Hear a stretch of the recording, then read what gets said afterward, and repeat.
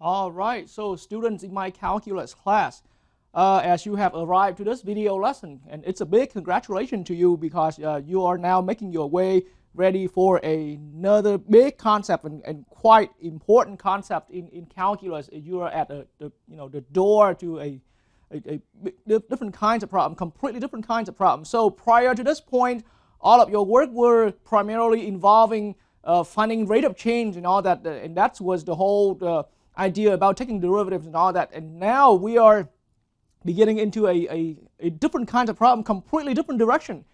But then eventually, at some point, you're gonna shockingly find out that the two concepts, what you've learned before about derivatives and what we're about heading out now, will be having a surprisingly close connection. So before our long journey starting ahead here, how about let me just now introduce for you the idea about the Riemann sums here. And this is just to get you into the idea, the big idea later on. So all about the derivatives that you have learned and finished up to this point is, to me, in the way how I see it, it's the first half of your calculus understanding. And now you are at that very first step into studying the second half of the other half of your calculus understanding. Okay, and so I have to keep bringing back some of the old memories a little bit, but so prior to this point, it was all about finding rate of change, as I said earlier in the beginning, the very beginning of this video, and it was all about the rate of change, and that promoted the idea of finding instantaneous rate of change as well as derivatives. But now, surprisingly, we're going to completely turn away from that. We are beginning our way into studying about areas, actually. So the whole later halves of calculus learning, of your calculus study, is all about finding areas. So Riemann sum is what I'm starting out first, but believe me, we're at just the very beginning, and so we're gonna have to step by step, and throughout many lectures later, you're gonna understand what exactly is finding areas in calculus. And it's a whole fun and fascinating world waiting for any of us out there. Okay, so let me start right here with the idea of Riemann sums first of all, because it's a very important the building block for any of us later on to get further into finding areas in calculus, the kind of formal problem, and essentially the term you might have heard somewhere here and there before formally learning it, the integrals. Okay, so let's now really get right here into a Riemann sum and find out what that is. And so, as I said earlier, we are making our way into studying areas. So, and there are other concepts that eventually make you understand why finding areas, being able to find areas, is so important. But now, let me promote the idea of Riemann sums as following.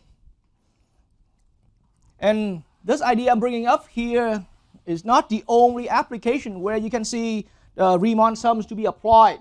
And then, so let me promote the problem with, how about we are given a function, f of x, to be, let's pick a simple function, x squared. Okay, this is the function that anyone viewing this video should be well familiar with, and nothing surprising about this function.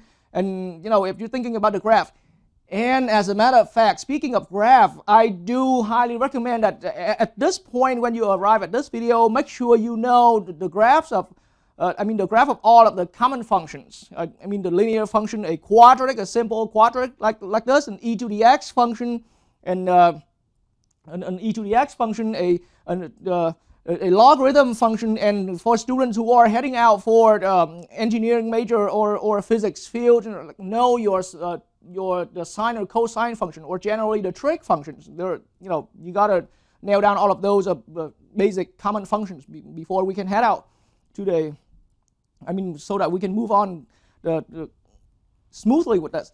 Okay, so now we have the function x squared here, and so that's why I said we need to know the graph. So for this graph, and I think I should make it even bigger because we need to see the picture as clearly as we can.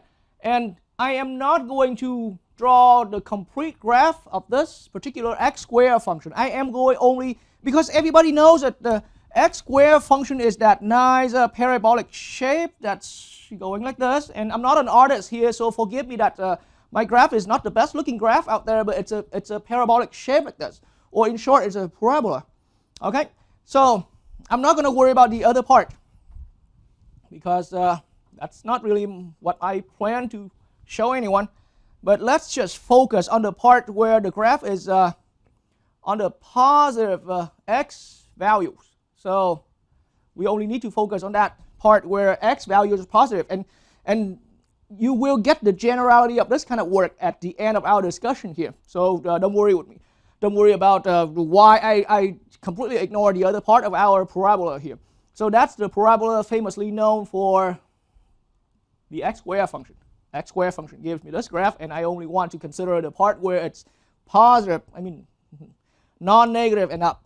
Okay, I mean starting from 0 and up. So now this is the part where I famously, I mean I've been traditionally starting out with my students here. How about starting out at zeros here, and I'm gonna pick an interval. So basically here it's just an interval that I pick from 0 to 1. So we have a graph. That's the generality right here. So maybe let me switch over to the other board of mine, and along with what I'm bringing up here, I'm also going to bring up a generality. The idea now is that we have a function. We have a function, and the curve could be a curve up and down right here. Okay, some function that's being graphed from some function having a graph being an up and down graph, just like the x squared function we have had. And then that interval I mentioned earlier from 0 to 1 is generally just some interval from A to B. Okay, so we have a function up and down, continuous function, of course, and then we're going to turn our focus, narrow our focus into an interval specifically given. And so that interval in our problem here now is the interval that I chose for this lecture from 0 to 1. Okay, and so now here's a challenge for any of us, and it was a famous problem back then, back in the ancient time, and surprisingly it took mathematicians thousands of years to develop this idea. Okay, so anyone arriving at this video shouldn't be surprised that when we end the interval up to here, okay, then you can plug in a value into, this endpoint of the interval, you can plug into the function and you get a height of the function. So you got a height up to here. Okay? And then when we're substituting the left end of our interval into the function, we got a left endpoint. Okay? And so it has a height being for this function 0. And then this right endpoint has a height 1. And I made it really big, so that's why it looks pretty high in my picture over here. But that's just how it is. This height is f of 1. Okay? But now the challenge we want to do is, how about I want to find the shaded area. So now I'm going to be shading the area. So look at the description here closely. Look at the description here of the area closely. The area is between the curve itself, the graph of the function x squared and the x-axis. And that's why it's so famous. It's anytime you're having a function, you definitely will have a graph. And then now the graph will be, and then so we're trying to find the area, okay, the area between the curve f of x, see, between the curve f of x and the x-axis, okay. And then of course furthermore, so that's just the vertical side. It's being restricted. It's being limited in between the x-axis and the curve itself. And horizontally, it's being in between. Okay, so it's shaded from x equals 0 to x equals 1. So think about, so on the side way here, on the horizontal side right here, then we're talking about, we're starting our shading from x equals 0, and we're shading it to x equals 1, and that's what it is. So this is the total, like a total description of our area that we're drawing here. Okay, and so now let me swing to the other board again to conclude out that generality. And of course I will get back to that general idea much later, but now along the way here, you see, so we have a function and a given interval. The function, supposedly a continuous function. So the function will make some area between the function itself with the x-axis. The x-axis is here. And so now, and inside the given interval, we are attempting to find that area. We're attempting to find that area. And so that's the generality here. But see, it took mathematicians a really long time to eventually come up with a solid method to find the exact area like this. I mean, I'm talking about precise, a precision, a good precision here. Okay? So why is it such a challenge? Because now if we're looking back at this problem, for any of us arriving at calculus, finding the area of a rectangle. No, so I need more board space, so I have to erase this. So we just now know our goal, that we need to find the area inside of that picture. Okay, but see, for any of us, of course, I mean the viewers of this video and my students here watching this videos with me, finding the area of a rectangle is easy. Length as an L variable and width as a W variable. So area for something like this, length times width. Okay, that's straightforward. Okay, even the second grade kid is starting to learn about these things, I believe. So nothing surprised about how to find area of a rectangle or something square shape like that. And then when we grew a little older into get into a little more advanced into math, then we start learning about how to find the area of a triangle. And then with some shape like this, not a nice one like a rectangle, not easy as a rectangle anymore, but we can still have a definite formula. So we draw a height, and then that height drop to whatever, because the idea of the height here is it drops from a vertex to the opposite side, and that opposite side is referred to as the base. So in the end, we still have a definite formula. Area equals 1/2 of base times height. And I wrote height times base, it's the same as a product. So we still, in the end, even though we moved out from rectangle, but we still have a definite formula for this area. And then we went on to higher math prior to calculus, before calculus, and we came to finding areas of some other shape like a parallelogram. Okay, and then ultimately we arrive at circle with a center and then with a radius. And so with even something like this, we use a formula that was known with ancient mathematicians in a long time. Area of a circle is pi r square. That gives us the exact value for the area of this nice round shape right here. So in the end, all of these common shapes, we know it all. We know the area formulas. But now, this shape now becomes a challenge for us. There isn't any formula for something like this. There is no formula for something like this. It's not a triangle. No, it's not a triangle. It's not a rectangle. Nope, it's not a rectangle. It's not any of the common shapes we have seen. Okay, and so that's the reason why this problem started out, as I said, long ago, back in the time where, back in the ancient time, and it took a really long time.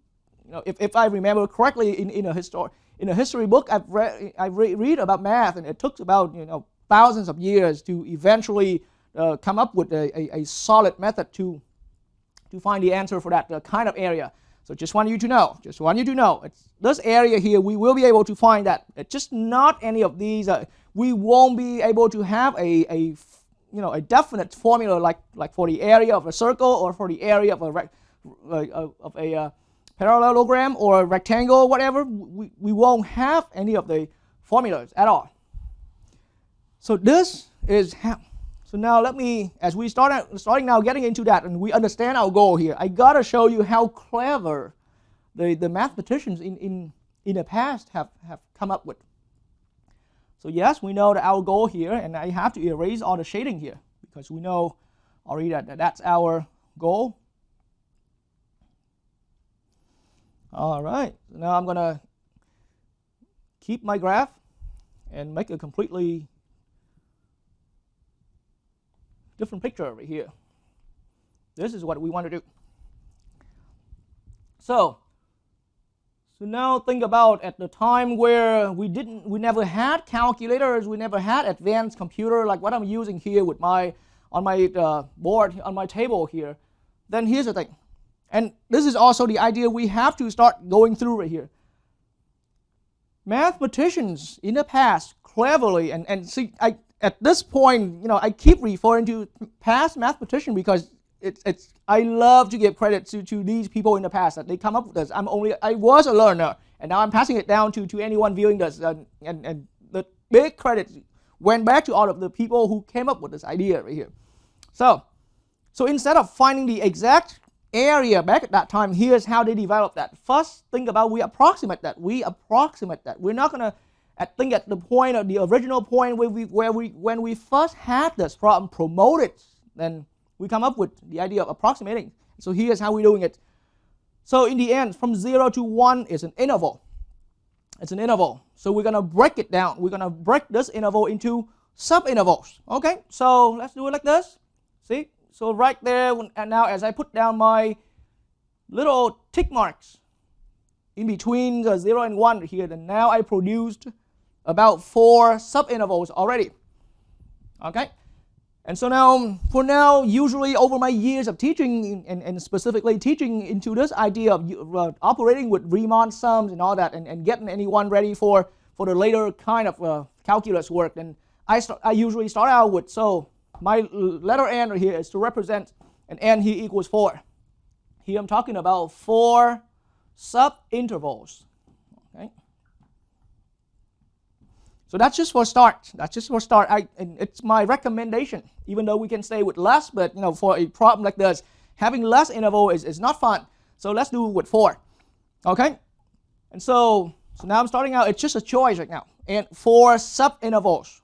It's just a choice.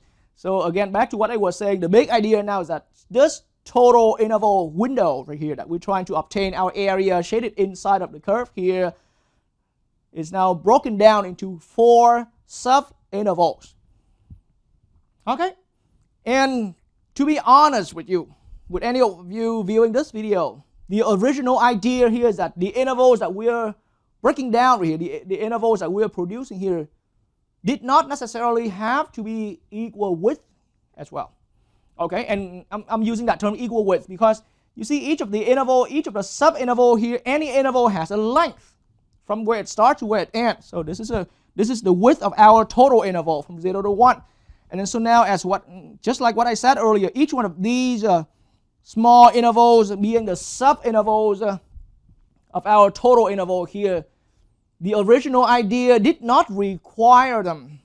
And that idea still remains in these days, but it's for the people who want to study the advanced math. So for us here as a starting of calculus, I just only want to briefly introduce that originally the intervals here were not required to be at equal length or equal width. Okay? But now it was proven that if we stay with equal width, so now we're going to purposely choose equal width. Okay? Nail that down for me. It was not originally required to break it down to equal width sub-intervals, but it was eventually proven. And of course, for us here being the beginners into this, I don't want to bring up the proof, and it's making the lecture a little boring and kind of dragging. So I just want to point out that it was then proven that it's going to give the exact same result if we decide to go with equal width. And hey, it's making life simpler for us. It's making life easier for us if we go with equal width. Okay? So that means I'm aiming at each one of these. Of course, forgive my hand sketch that I might not be able to make the exact equal widths here on each of the sub-intervals, but they are meant now, they are intended to be equal widths as we purposely chose. Okay? So this is something that we chose. chosen to be like that. Okay, so 4 equal widths. So now this is also something that's chosen. And then now with the number of chosen subintervals, we're gonna make the next choice here is to go with equal width on each of our subrectangles. Subintervals. Okay, and so now here's the first impact. And so now, before I mention the impact, I was saying a little bit, let's create a name. So in the end, each interval here is a difference in the x values. Okay, take a moment to agree with me to find out if you can agree or not. Each little subinterval here in the end is a little change in x value, or a little difference in x values, because that's the width, or it's the length of the interval is found by the difference between the right end and the left end. Okay, and so now any of these space here between 2 tick marks here on my sketch is now referred to as a delta x, and that's now being, so delta x is the famous symbol from now on we use to indicate the width of each of our subintervals. Okay, and since they're all equal width, so this space right here, I haven't pointed out how big that is yet, but should be equal to this space here, and it should be equal to that space. And that's why there's no reason to name them traditionally or originally. Again, this is delta x1, the first little space right here. This should be delta x1, the first width, and then it moves on, and then as we move on to the next one, delta x2 for the next space. But since we purposely chose all of these little subintervals to be equal width, and so in that way, they are all just equal one value, and they're all equal one another. And so that's why, so now each of the little space here between any 2 adjacent tick marks here, that is the width of our subinterval, and I call that, it's a delta x. Okay, and so at this point, now I'm really going to get into that. So let me now put aside the generality that I was about halfway talking into it, probably just about a quarter way talking into it. Let's stay focused on the problem I brought up right now. So, because we chose equal width, and we chose 4 subintervals in our total interval between 0 and 1, and so that means we can actually think about it. We can actually calculate how big each of our width is.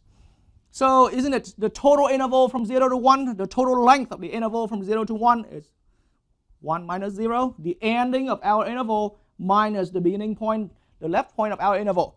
And now that's the total length for the interval between 0 and 1. It takes length 1. But now each one of our delta x here as a subinterval.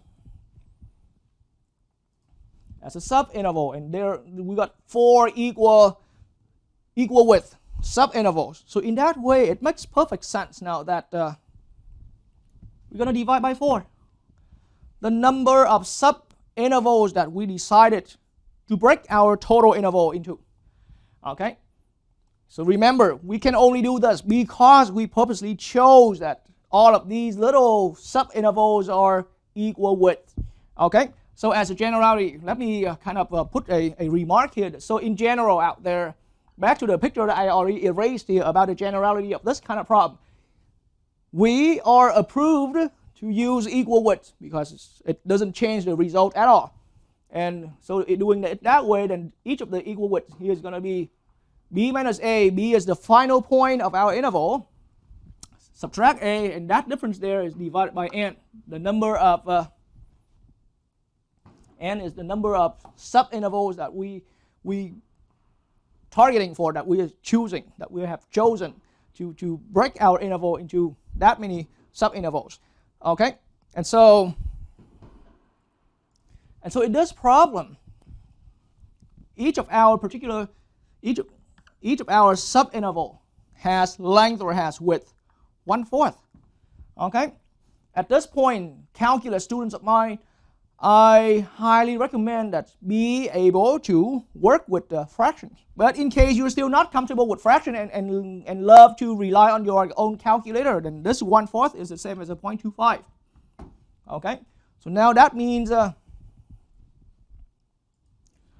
this space is a 0.25. I'm talking about the space between them, the difference between these two adjacent tick marks right here. That's a 0.25. That is another 0.25 between these two. This is another 0.25, and maybe forgive me if my drawing was not so perfect. And then this is another 0.25. So all the 4 different little 0.25s together made up our total intervals being length 1. Okay, and so now in that way, after that, I am heading out to the next understanding. I highly recommend that my students doing this anytime you are about to do, and we didn't get to the idea of the Riemann sums yet. We're still building things up step by step like that. But so now you understanding that one total interval, we're breaking it down, we're chopping it down to sub-intervals. This is the number of sub-intervals we decided to go for now in this particular activity. And then because of that, and we also chose an equal width. And so each one of the sub-interval is at length 0.25 or 1/4. And so now I recommend doing this. We're going to redraw the whole interval from 0 to 1 without the graph. We're only going to redraw the whole interval from 0 to 1. So 0 is here at the start, 1 is here at the end.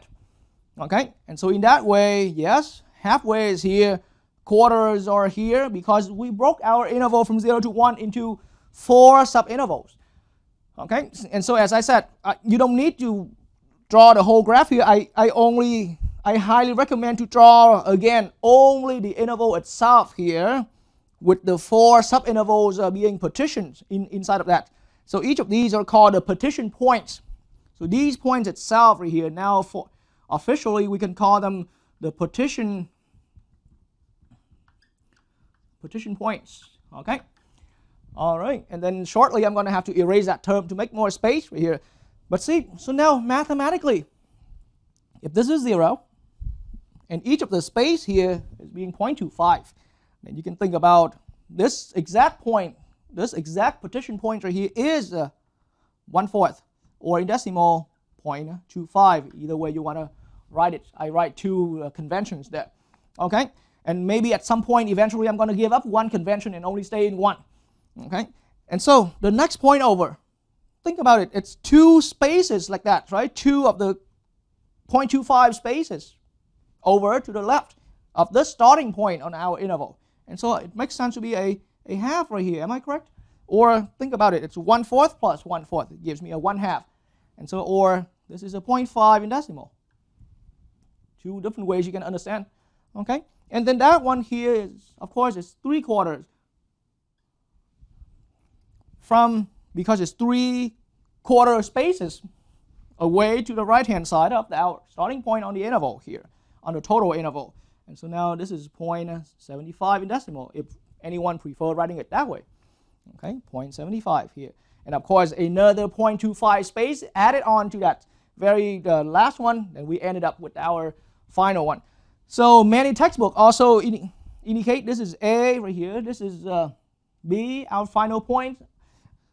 A is the starting point of the interval, B is the final point of the interval. I recommend knowing these values right here, and it's a very good habit that you draw separate out your own interval in a separate picture, and then draw and calculate down all these partition points successfully.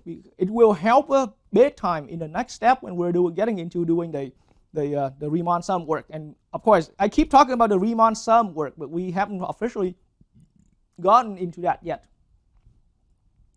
Okay, so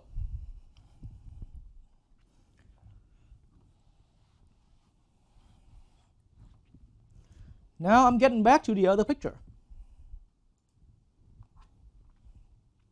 And now I can fill in this value.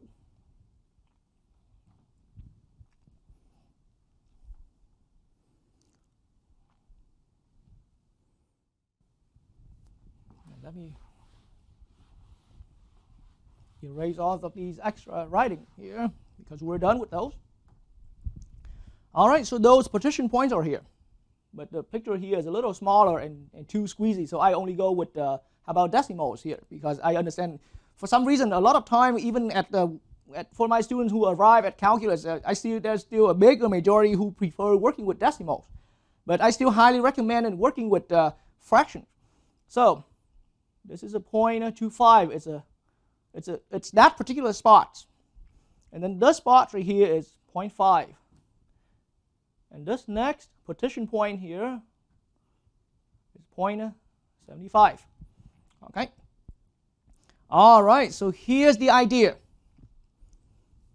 This is the idea that drives anyone into the Riemann sum, and by the time when you look back, you're going to be surprised what you've learned. Okay. And this is and as I said again, this is the idea that I want to give it all the big credits for the past. I mean the past mathematician who came up with this. Okay. So, how about in this first interval, or actually, the first interval is a little unclear here. So how about, I'm going to pick any one of the two middle one here. How about the third interval? So from the left to the right, that's the way how we always read any graph. So from the left to the right, I'm going to pick the third interval over here. So interval 3. This 3 just indicate the sub-interval number 3 right there. I'm going to another choice to make right here, okay? Another choice to make. But once you made that choice, you got to stay in that choice. On this third interval, I'm going to decide to pick, because any interval has left endpoint and right endpoint. So on this third interval, 0.5 is the left endpoint, okay? And 0.75 is the right endpoint. I'm talking about endpoints.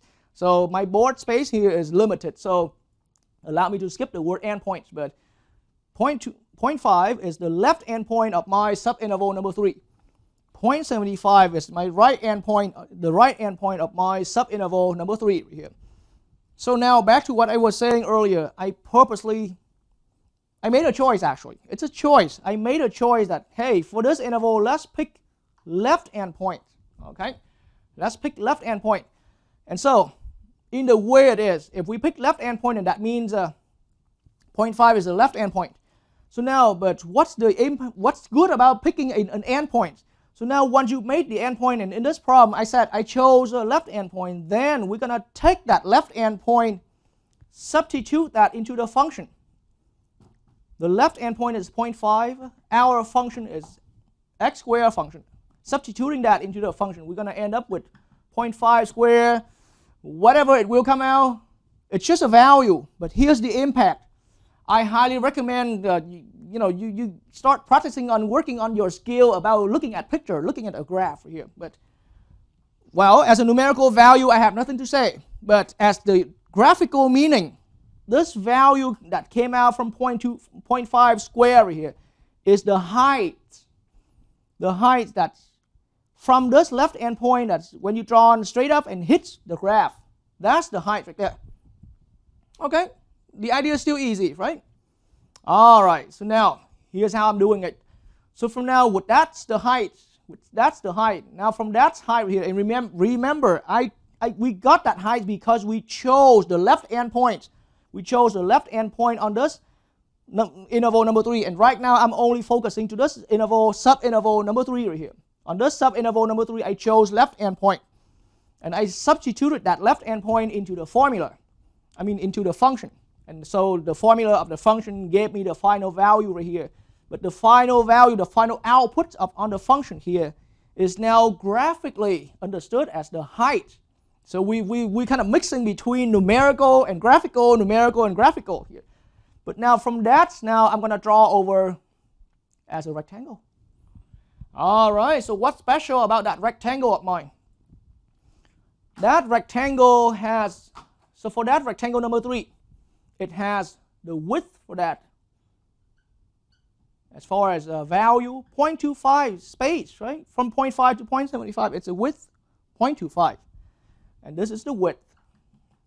Okay? But then the height is f of 0.5. The height. So this is the height. So I open parentheses to explain it. This is the height of our rectangle number 3. All right. So now what if I multiply these two? And at this point, think completely as a picture. So right here with that area, with that little picture I drew right here, we've had a rectangle. Width is a 0.25. The height here is whatever produced by f of 0.5 right here. Height, width. So if we multiply height and width together, ladies and gentlemen, we have the area shaded inside of that. The area of that rectangle. It's a rectangle now, and it's the area inside of that little rectangle. All right. So it was a step-by-step process. But now back to what I said earlier. On this rectangle, on this subinterval, the whole reason we came up with that rectangle now is because we chose the left endpoint, and from the left endpoint we obtained the height of that rectangle over this space right here. Okay, so hopefully everybody is all good with that. And so that space here, that height here, is produced by the left endpoint substituted into the function. We got the height, but the height here is the height created by the left endpoint. But so now, I did also say that once you have chosen to use the left endpoint on this specific subinterval number 3, then for the rest of all the other subintervals, we're going to stay with left endpoint. Okay? And so now, I'm going to quickly move out to the other board and note down what I've had right there. So, allow me to do this. So far I've had rectangle number 3, RECT3. RECT is short for rectangle. So for rectangle number 3, this is what I did. I've got the height here being point f, the height that came out from f of 0.5. This is my left endpoint inside of that interval. So this is the height. Okay, that's height. And then I'm going to multiply with the width being 0.25. This is our delta x right there. Okay, the height multiplied with delta x, or this is another way of seeing it. It's the width of the rectangle. Okay, we got that number, the rectangle number 3 nailed down. Yeah. Okay, so now from that point, why don't we look at the fourth interval? So now interval number 3 is done. Let me just shade it in. Okay, so fourth interval is here. That space between 0.75 and 1. So it has a width here being 0.25. And trust me, at this point, anyone who's on gear with me, who's pretty on track with me here, will understand clearly that we all have equal width. So it makes sense that the width of that fourth subinterval must also be a 0.25. But now in the same rule, I am going to pick the left endpoint. So in my fourth interval right here, the left endpoint is right here. So now let me erase this. Now left endpoint is here. Left endpoint is here. Right endpoint is that last point of our total interval. Okay? And I'm talking about specifically right now, I'm talking about the fourth interval. Okay? So in that way, very similar and the very same work we have done for rectangle number 3 earlier. So now think about it. If I pick the left endpoint again on the fourth interval and substitute that, so 0.75 is the left endpoint on the fourth interval, and substituting that into the function f of x, I'm going to obtain, well, the value can numerically be calculated as 0.75 all squared. But what I want viewers, what I want my students to see here is that this is going graphically understood as the height, because when we substitute that value into the function, then it creates a height that will reach to wherever the graph stays right there. Okay, and so from that height, so this is now the height of our interval, and then from there I'm going to draw a rectangle over. And so now here I have another rectangle, and this is rectangle number 4. So as I keep saying, this is height, okay, of our rectangle number 4. But what's the width? The width is, of course, 0.25 again, which is the same as the delta x that we've been looking at. Okay, and so now again think about if we multiply these two values, the function value at 0.75 and multiply with the width, this width right here, that gives us, as a picture here, the area of this fourth rectangle. So rectangle number 3 is here. Rectangle number 4 is here. Okay, and so now, so that's what I just did right there. The height is produced by the function value at 0.75, and then the width is delta x. That's for rectangle number 4 here, and that's how I just shaded it. And so in that way, now let me put that on my chart here. So for rectangle number 4, that's the last one of the picture. So the height there is f of 0.75, and then the width there is 0.25. Okay, so there's again this height, okay, and this is width, and of course that's the same as delta x. Okay, and I'm not saying so for now, so for all I want people to understand is that we have two separate little rectangular areas completely inside of our picture right there. So this is one area of the rectangle number 3. This is a separate area of the rectangle number 4. Of the sub-rectangle is number 4. So now we're not only having sub-intervals, but what we have produced there in the picture is a whole bunch of sub-rectangles. Okay, and so now, and the reason I stay with I started out with rectangle 3 and 4 first because it's bigger, it got more areas, more space for me to work with. But so now, if we're now looking back into the left side of our graph right here, and it's just the same concept. Now looking at interval number 2 right here, left endpoint. So it looks like for now, left endpoint is what we stay as a rule. On each interval, we choose the left endpoint. On each interval here, we choose the left endpoint and substitute the left endpoint into the function to obtain the height. Okay, and so on this particular interval here, and of course it's interval number 2 from the left to the right. So left endpoint is here, the 0.25, and the right endpoint is that 0.5. All right, so again, this is what I'm doing. I'm going to take the left endpoint and substitute that into the function. So 0.25 being evaluated into our current given function. And so numerically as a value, it's 0.25 squared. Okay, and with our calculator, and we don't need to get that numerical value at this point yet. And so I'm leaving it there. So that gives me height, because it's very similar. It's the exact same argument I've been making for the two pictures earlier.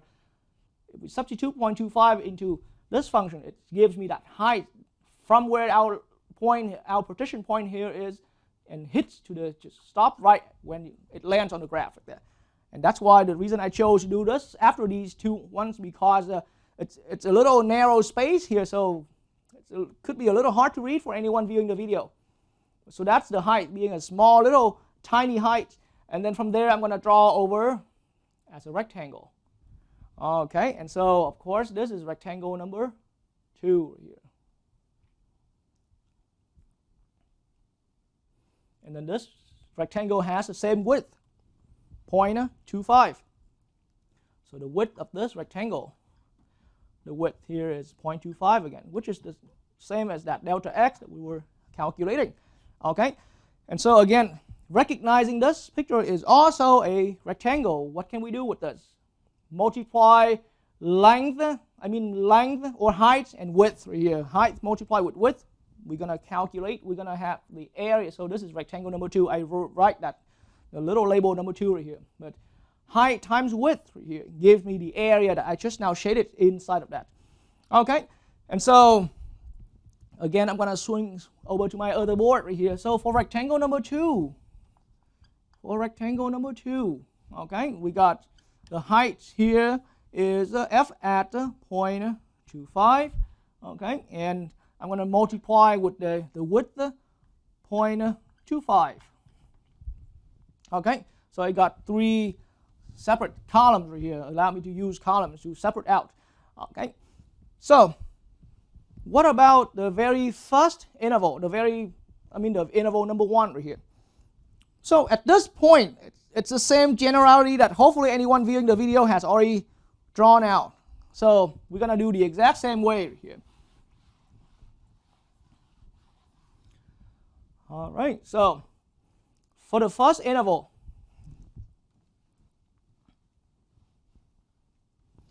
this is going to be left endpoint, right endpoint is here. That's right endpoint. So in that space, again, the rule we're going now, we set for ourselves into that rule because we chose it. Okay, and so that's left endpoint, and this is the right endpoint. So we're going to take that left endpoint being the 0 this time. We're going to substitute that into the function. Okay, and that gives me a 0 square, which is easy enough for anyone to see it's 0. So what does that mean? We will have a height, but the height is right there at 0. So the rectangle we have here is right there, kind of right there. It's not anywhere rising up at all. It just stays right there. So it's a 0 area rectangle.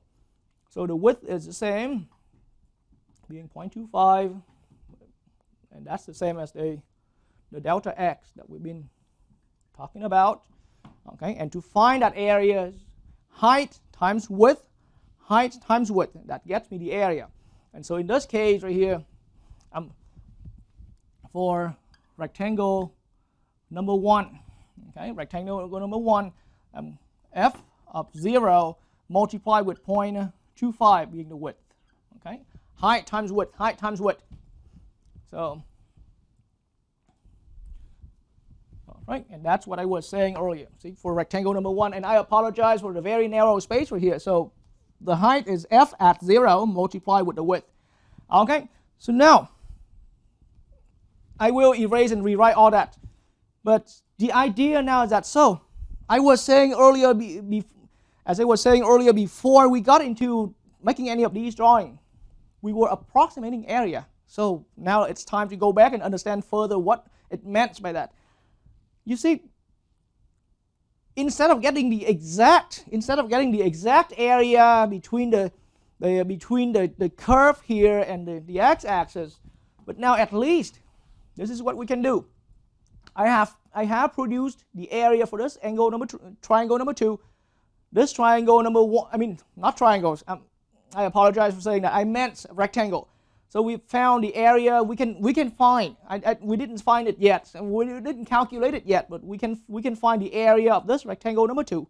The area of this rectangle number 1 is easily understood to be 0, and this area of the rectangle number 3, and this area of rectangle number 4. So why don't we just add them up, at least cumulating them up? I'm starting to use that term, cumulating up the areas. But for now, we're accumulating the areas of each of all of the sub-rectangles that we are shading here. Okay, so accumulating it is the term, and accumulating now producing for us a sum. I'm getting into that way where I'm talking about the sum right here. So how will that work? On my other board, here's a final formulation, and hopefully you can always roll back to the earlier point of this video before I erase this to copy it down. But so now accumulating means the area of the very first rectangle is the height is at the f at 0, multiplying with the width 0.25. That's rectangle number 1. And then the area of the rectangle number 2. But now see, what am I doing to these little rectangle areas? I'm adding them up, because we're totaling them up, because we're accumulating. And so now rectangle number 2 is going to be having height, whatever comes out from f at 0.25 times 0.25. So height times width, height times width. Okay, and then rectangle number 3 is f at 0.5 times the width 0.25, and the last one is f at 0.75 times the width 0.25. All right, so 4 little rectangle areas being added together. Okay, It will give us an answer. It will give us an answer. But now I have to tell anyone. Look back at the picture again. So we found an accumulation of the 4 little sub-rectangle areas. But even if we added up all of these little areas here, does that give us the exact area inside of the bent curve here between the curve itself and the x-axis from 0 to 1? It did not. It did not. There's still a little space here that we did not cover. So the rectangle only covered these part being shaded here. It still left out these white space. Okay, it still left out these white space right here. But at least let's do the best we can do, and that's why I said earlier we're only approximating. And so now let's call the whole area here, the whole area that I brought up as the goal, and I already erased the goal of our problem here, but the whole area. Okay, so the area, the exact area, let's call it area. But now this is not the exact area. This is only the area that's obtained by accumulating the little sub-rectangle areas. And we got the height of these by specifically choosing the left endpoint on each subintervals, on each of the subintervals. So in that way, now allow me to introduce a symbol here. Now I introduce. Later on, I'm gonna get more formal into that. But now all that work here is called, I'm going to start to be into the informal a little bit. The Riemann sum value. It's a sum, okay? And to be honest, Riemann was not the first one who came up with this idea. It was, like I said, Riemann is one of the modern mathematicians. I consider that already. But he's actually the one that formulated into an idea. People in the past came up with that idea long past ago. They came up with that idea, but they never have a solid, they didn't have a solid formulation up until the time that Riemann really came up with that and gave a solid generalization. So for now, this sum that we created here is called a Riemann sum, and symbolically throughout many textbooks use a capital letter L, and we broke the problem down into 4 subintervals. 4 subintervals. Recall from the beginning picture. So capital L 4 here. So this means, and as I said, right now, it's just a brief introduction, and we will get formally into understanding what exactly a Riemann sum is. So for now, it's just what we did there throughout the activity. Up until this point, summing up the little subrectangle areas, 4 subrectangles, right? And we chose a left endpoint. And that's why it's a capital L here, stands for left endpoint. It's a Riemann sum, but using the left endpoint rule, okay? So L4 here. For short, people also refer to that as left Riemann sum. That's what it is for now. And L4 is the symbol for it, the symbolic expression for that. All right, so now we are ready for the actual calculation. And so L4 will be, okay, so now let me write it down a little bit. The height here is indeed 0 square times, so L4 can be calculated that way, 0.25 as the width, okay. How about and then plus, and then I thought I was about to go into a slightly different direction, but let's hold that idea until the next one. That one is going to be 0.25 square times another 0.25. This is going to be 0.5 square times 0.25. And the last one here of ours is going to be 0.75 square times 0.25. That's the setting up for our calculation. So 4 separate terms. And now viewers can go ahead and pause the video and have a quick calculation on your own right here. Just when we're at the very starting step right here, then it takes time. It takes time to get through with this. Okay, and I'm quickly gonna step away from my own calculation, and I will be right back. All right, so now I have after I've made my calculation, my L4 here, the Riemann sum using the left endpoint rule, or for short, the left Riemann sum. My left Riemann sum calculated to be 0.75 21875. Let me double check with my calculation one more time. All right, so it's all checked with my calculation. So left Riemann sum calculated based on 4 subintervals, and that from that there it's produced 4 subrectangles. It's 0.21875. Okay, and so now I'm telling anyone viewing this video, this is not the exact area yet. You can see that through the picture. And again, the picture is here, and I had to partially erase it. But see, this whole area between the curve and that x-axis is not exactly what we have found, because what we have found is only the accumulation of all the shaded picture here, and we still left out all of these some of these white spaces there that didn't get covered. Okay, so now this whole area I'm aiming at is not exactly the L4, and you can see through the picture that it's a little, the L4 we calculate was a little less. And so now we can say that at least if we don't need too much precision, then the area we're aiming at is approximately or close enough to L4. That's the idea. Okay, and so now take it slow. You can go ahead and rewind the video, but I believe I have gave all the detailed explanation as much as I could already. And so that's the whole idea of running a Riemann sum. And of course, I still did not get into the formal definition of what a Riemann sum is yet, but you can already start sensing through the steps how we're doing it. The Riemann sum came out from the idea that we break our total interval into subintervals, and then we set for ourselves into picking the left endpoint on each subinterval to create a rectangle over it, kind of like a numerical, a visual illustration of that. Okay, and so now before I head out to the next problem, let me show you that that picture on the computer screen I have here, which is a very interactive tool that demonstrates the whole idea, and it gets the exact picture right there. So this is the exact graph I was doing on the board the whole time right there, and allow me to skip all of the grids on this.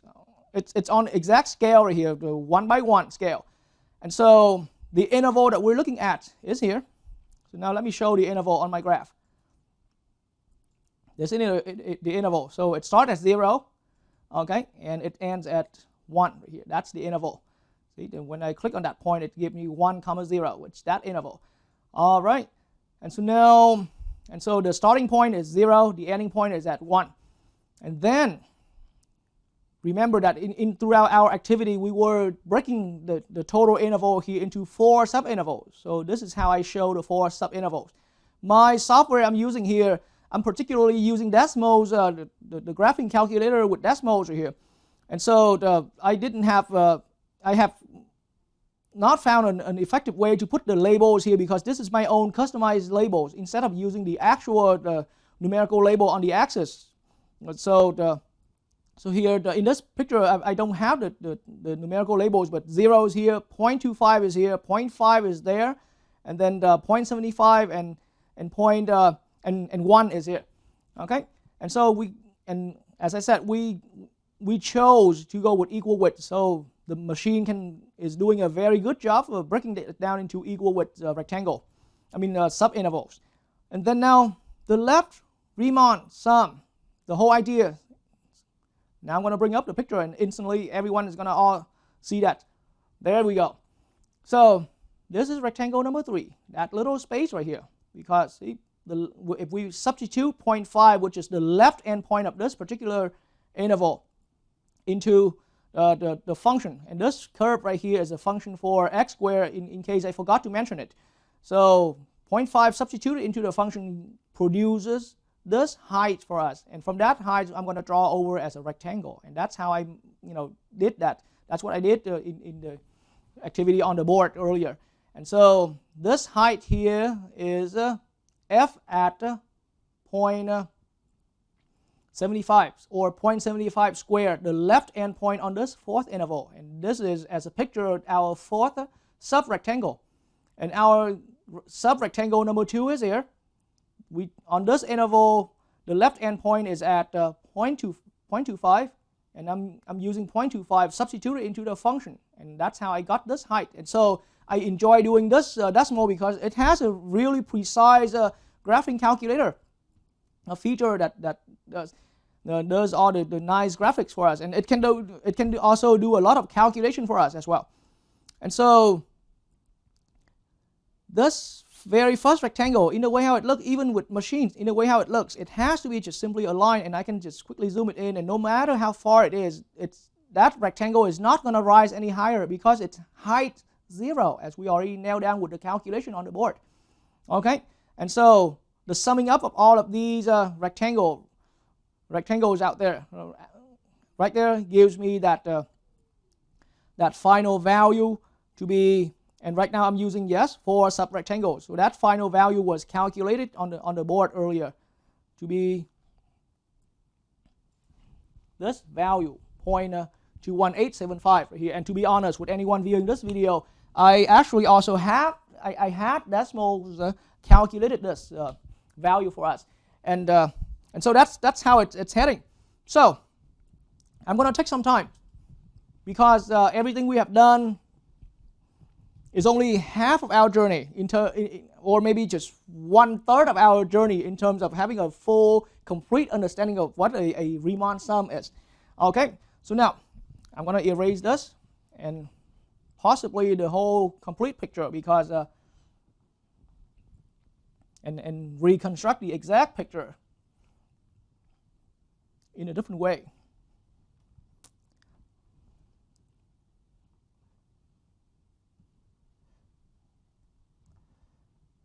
All right, but of course, a lot of things we have done when we were doing, in what we were doing earlier, can be retained, in a sense that it's the same generality that we're going to break it down into 4 subrectangles here.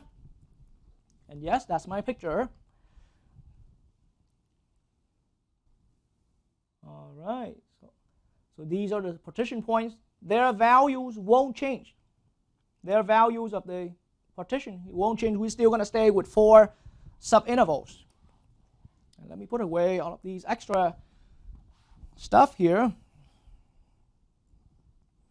Okay, we're going to break that down into 4. We still stay with 4 subintervals, and we're still going to decide to go with equal widths right here. But so earlier we were looking at left endpoint rule. We were setting for ourselves into left endpoint rule. So what about the right endpoint? I mean, because what I said earlier, maybe it was just me that I love to start out with the left endpoint, but other instructors, when they're teaching this exact material on each subintervals, they also can have their choice to start out with the right endpoint. And at the end of the lesson here, right endpoint or left endpoint is just a choice. And at the end, it's all going to give I'm not saying exactly the same result now, but in the long run, it's going to produce the same result. And so for now, let's look at how about what if. Let's just think about we're doing some experimentation here. Right endpoint. Okay. So let's pick interval number 3 here. Okay, interval number 3. This time I get a little more clever that I put the label below here, so so I won't have to erase too much. So in this interval number 3 right here, because it is the easy one to see in the picture, instead of choosing the left end on the interval, as in the earlier case, now I'm going to purposely choose the right end. So the right end on this interval, still 0.5 is the left end, 0.75 is the right end, but now I choose 0.75. I'm going to substitute the right end into the function as usual. So now I'm going to produce a height, 0.75.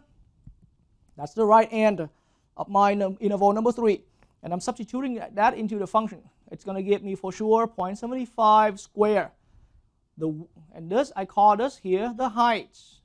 Okay, that's the height of my, because see, once I put that in there, I'm going to get something like this. Yes, it gives me a height. But now the interval I'm looking at is interval number 3 right here. And so if I treat that as a height, then I'm going to have to draw my rectangle as following. I'm going to draw over. You see how it happens right there? You will see how it happened as I finish my drawing. Okay, there's my rectangle. And so this time my rectangle is kind of above the curve itself right there. Okay, but see the height of the same interval. But now we're going to draw the rectangle over it by producing that height being the height from the right endpoint. All right, so that's the idea right there. So that's height. The width is the same, 0.25, because that's the space, the width of your interval. And then we call that namely the delta x value earlier. Okay, and so now in that way, yes, one more time, if we multiplying this known width with the height that we have just obtained, we will get that the area shaded there in my rectangle number 3, my subrectangle number 3. Okay, and so same idea. I'm going to move out to the other board. Quickly note down what happened there. But this time recall for yourself that we use right endpoints on each subinterval.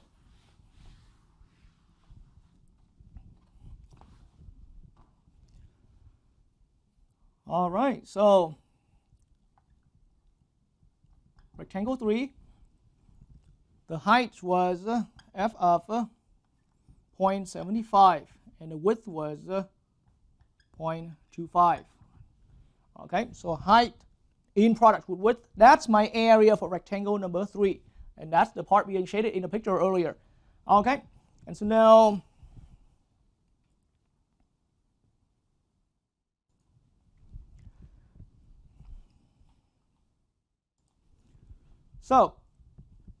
let's look at little subinterval number 4.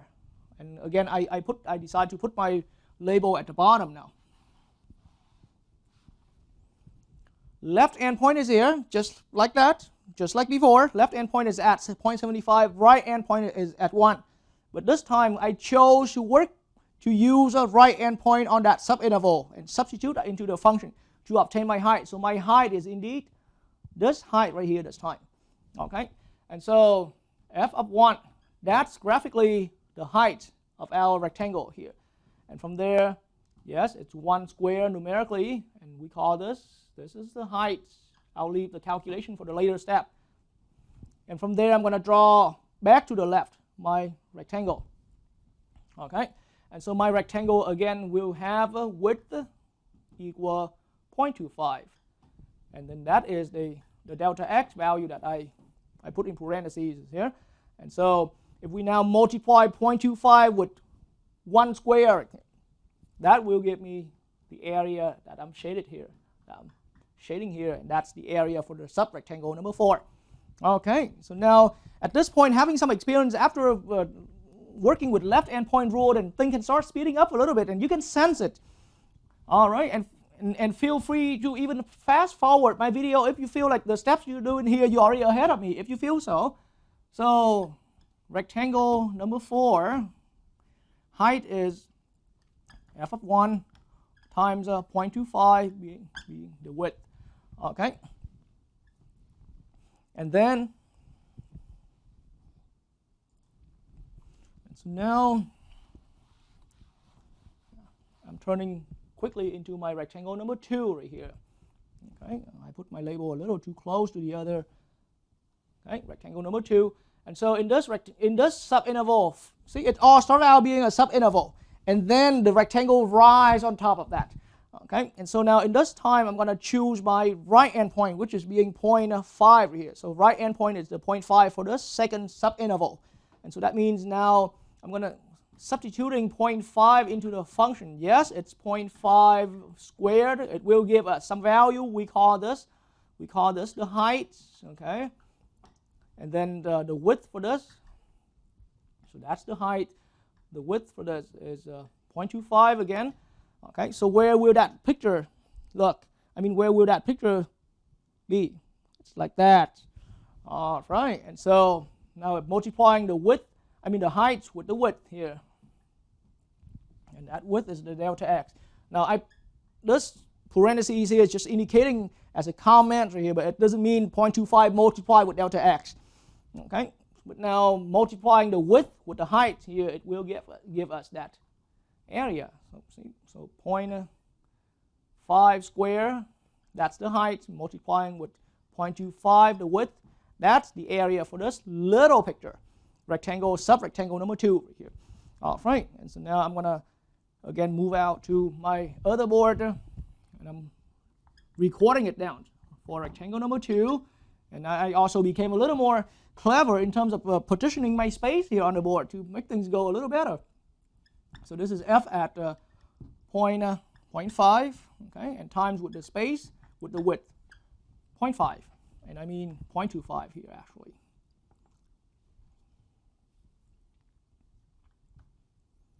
All right, and so now it's the last.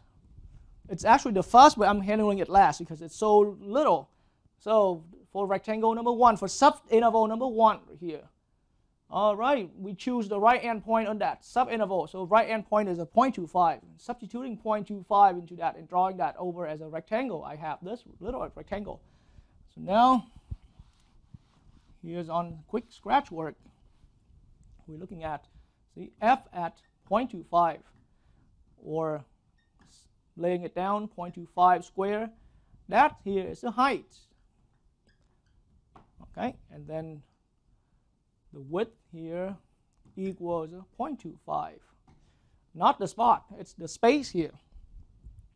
And that is the famous delta x. Multiplying these two quantities, giving us this setup right here, 0.25 square times 0.25. But this will be the area shaded for that first little rectangle like that.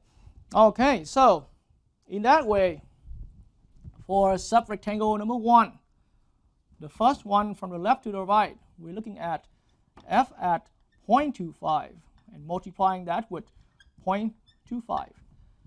Okay, so 4 little so these are all 4 little setups for the areas of the subrectangles. Okay, and now in that way, as I keep saying earlier, the idea now is that we're going to be accumulating all of these areas, all of these little sub-rectangle areas that we produced. Okay? And so now I keep saying sub-intervals, sub-rectangles, but the rectangles itself go above the curve. I had students questioning me that, the professor, I mean, why are you calling these sub-rectangles, but the picture actually stays above the curve. Sub-rectangles just mean the kind of rectangle we produce from the sub-intervals. Okay, but it doesn't necessarily mean the rectangle have to stay below the curve. It doesn't always have to be like that. Okay, and so because the curve is here, see, now I'm going to have to redraw the curve there.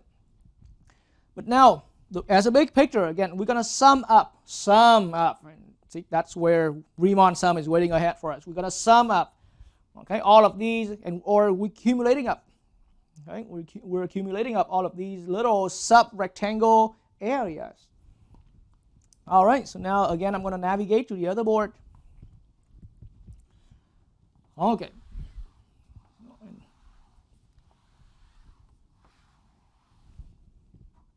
And so, rectangle number 1 is 0.25 substituted into the function times 0.25, the width. Rectangle number 2 is 0.5 substituted into the function for the height and times 0.25. And as I said, summing up or accumulating them. That's why we're now adding all of those little areas together. That's what it is. So plus, next one, 0.75 substituted into the function to get height, multiply with 0.25. That's your area of the third rectangle, sub-rectangle. And then we're going to add the last one here, FF1, multiply with 0.25 right here. Okay. F at 1 multiply with 0.25. And so now I introduced this symbol again a little informally because it's ahead of time when I actually gave a formal definition. but this is called R4, a capital letter R, R4. So that's how we're setting it up, R4 here. So what exactly is R4 again? This is how we call it. This is it's a Riemann sum, but it's a right endpoint Riemann sum. Right endpoint Riemann sum. Okay, and so as a matter of fact, now when we get to doing the actual calculation, then we need to really work out these values right here. Working out those values going to give us, let's say, first one is a 0.25 square times 0.25. Okay, and then we're moving on to the next one. It's 0.5 square times 0.5. Okay, and if anyone can go with the some algebra way that can make things run a little faster, you're more than welcome with that. And then here is 0.75 square times 0.25. Okay, I'm running a little bit short of space here, so now it's 1 square times 0.25. 4 little rectangle areas being accumulated together. Okay, and so all right, so now after my calculation that I used with decimals, my R4, my value for the Riemann sum using right endpoint rule, 0.46875. All right, and so we got the answer, but I have to again emphasize, just like when we were doing the left Riemann sum, and so here I emphasize it again here. This is the answer for R4. It's the answer for R4, the right Riemann sum,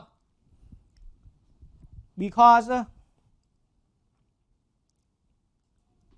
that's what we did. We summed up the areas of the little subrectangles, but the actual area that we're aiming at is not precisely the answer we have just gotten now. So that area we really are aiming at, the area between the curve and the x-axis, and between 0 and 1 right here.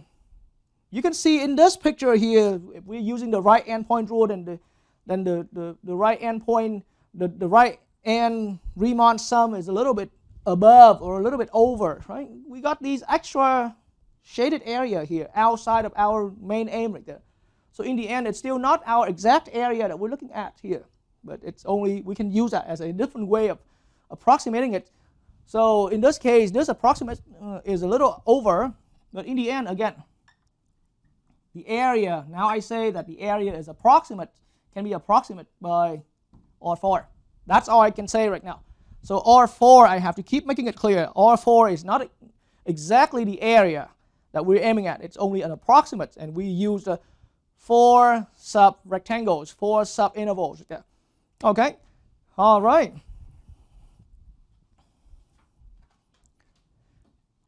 All right, and so now let's have a picture of our sub-rectangles with decimals here using the right Riemann sum. So on my decimals, once again, the interval is from 0 to 1 right here, and which I completely hide away all of the numerical labels, but 0 is here, so 0.25 is here, 0.5 is here, 0.75 is here, and 1 is here. See, all of these points here, they're all being labeled there. Okay, so that's just to convince the viewer about those. And so now, after getting all of those, okay, but this time we are going with the right endpoint. So for the first interval, so now I'm going to instantly put on all of the sub-rectangles using the right endpoint rule. All right, so my right endpoint rule is here. And let me maybe zoom it out a little bit so it can show the complete view right there. All right, so now here's our picture. Okay, so the first rectangle is here, where the height is determined to be f at 0.25, and that's why I have a height being not too big, right? Not too high right here. But then in the end, all of these rectangles are above our curve here, just like how it's shown on the board earlier. Of course, forgive me that when I'm drawing that on the board, and I can never complete with machines here in terms of doing that. See? But so all of the rectangles are being a little bit above. And so the area that we're finding, is the area in between the curve, shaded between the curve and the x-axis here, and from 0 to 1. But you can now see that the actual blue area obtained by accumulating the areas of the sub-rectangles, or in the end it created an area in blue here that's a little bit above our designated area that we're looking for. And that's the reason why, back to what I said earlier about the actual area that we're aiming at can only for now be approximated by the answer from R4. And again, R4 is the sum that we call it, the sum that we call it specifically the Riemann sum. But we obtain that Riemann sum by picking the right endpoint on each subinterval. Okay? And so now, at this point right here, anyone viewing this video is still having a very long journey, but there's a reason why I'm doing this. We have not seen the actual calculation yet, okay? But now I can tell anyone the actual area that's between the curve here I'm drawing, okay? Between the bent curve here and the x-axis from 0 to 1, that area is indeed, I'm talking about precisely. So precisely that area is a 1/3, okay? And a 1/3 in decimal, if we're using any kind of calculator, it gives us a 0.3333 repeating. And so we will get to that point where we understand how we get this exact answer. But I mentioned that here for a reason, because you can see that left endpoint rule. So now let me head on the other board of mine right there.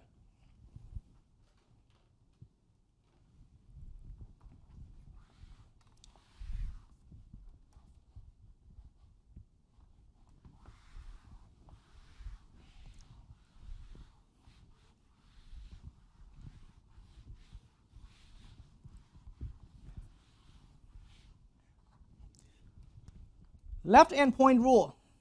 I found only, again, according to the calculation we have had earlier, 0.21875. Okay, that's left endpoint using 4 subrectangles. And then right endpoint Riemann sum using 4 subrectangles is 0.46875. So neither one of these is the area that I pointed out. The exact area is, as I said earlier, is either a 1/3. I mean, is calculated as a 1/3. So how can we reach to that exact area? Okay, and that's the next question, because in the way how it is right now, then it will permanently stay as an approximate. Okay, so here's the plan. So, and you just have to admire how clever, how smart the mathematicians in the past that they have done for us. And at this point, actually, I'm not going to redraw the picture here. I'm going to use decimals to illustrate the idea here. Okay, and so let me quickly prepare my screen on the computer screen here.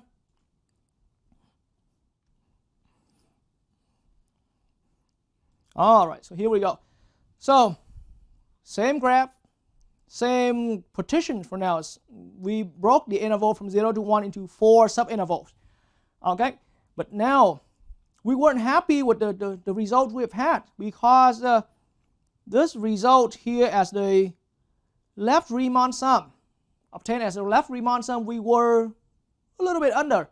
Okay, and actually the picture right now makes it look quite under, because we had some pretty obvious, pretty trivial white space here. Okay, so we weren't satisfied with that. Now, using the right Riemann sum as a choice, then we had some value above. We got an accumulation that's above, and not only above by a little, we were quite above the actual area, because the actual area is here, okay, between the curve in red and the x-axis. And so now this is what I'll do. And this is, I'm only pointing out the plan that mathematicians in the past have done, and I have to always admit this has never been my idea. If it was me, the first one doing that, okay. So I was just learning it like anybody else in the beginning. But the idea now is that now I want anyone to pay attention to this interval right here, to the whole total interval, and see what's going to happen. Okay. So this is what will happen. All right, so all of a sudden, see, same total interval from 0 to 1. Okay, from 0 to 1. Okay, that same interval. But now I'm going to break that down. Look at what happened here. Let's try to make that into 6 sub-intervals. See if we get any better results right here. Okay, so again, 6 sub-intervals and equal widths again. So let me swing back to the board here, and let's set out with so our next plan, same functions, and the interval here is still between 0 and 1. We know that the area is a 1/3. I'm going to have to note it here. But then this is what I'm doing. The whole interval of the graph. See, according to the picture you have seen with decimals, it's going to be something like this. We break it down into 6 sub-intervals. Okay, but why not making it equal width? And so with the 6 sub-intervals here, this is how, so it's a delta x here, it's a delta x here, and supposedly they're all equal to one another. And so that means I can just call that the delta x value anywhere here, any of these sub-intervals is the same width, being, how about ending point being 1, subtract initial point or beginning point being 0, but I used 6 sub-rectangle.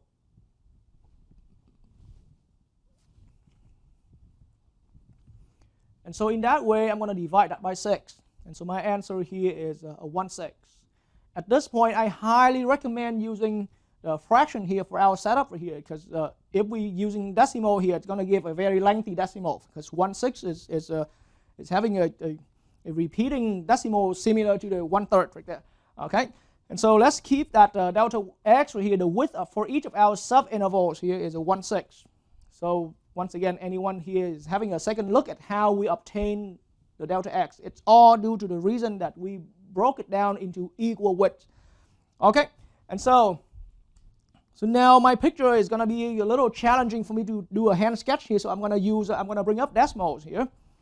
All right, so for decimals, if we are going with 6 sub-intervals like this, decimal is going to have a very good picture for us.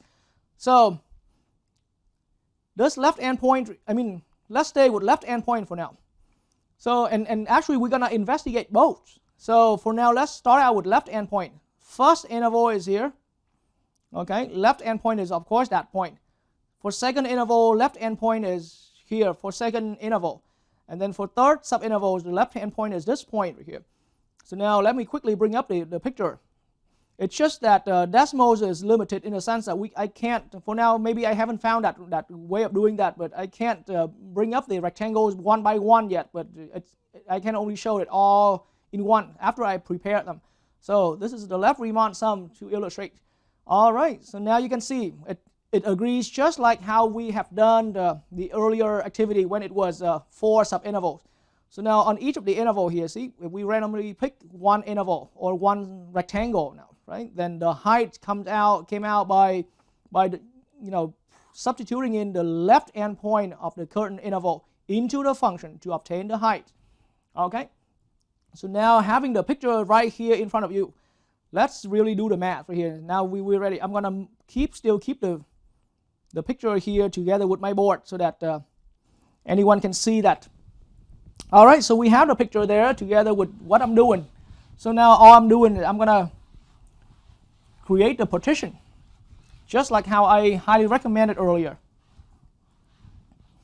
And so with the picture here on the graphing space, okay, 1 is here, I'm trying to make it super big, and then my curve is going out kind of like that. Okay, so that last point is here. Okay, and then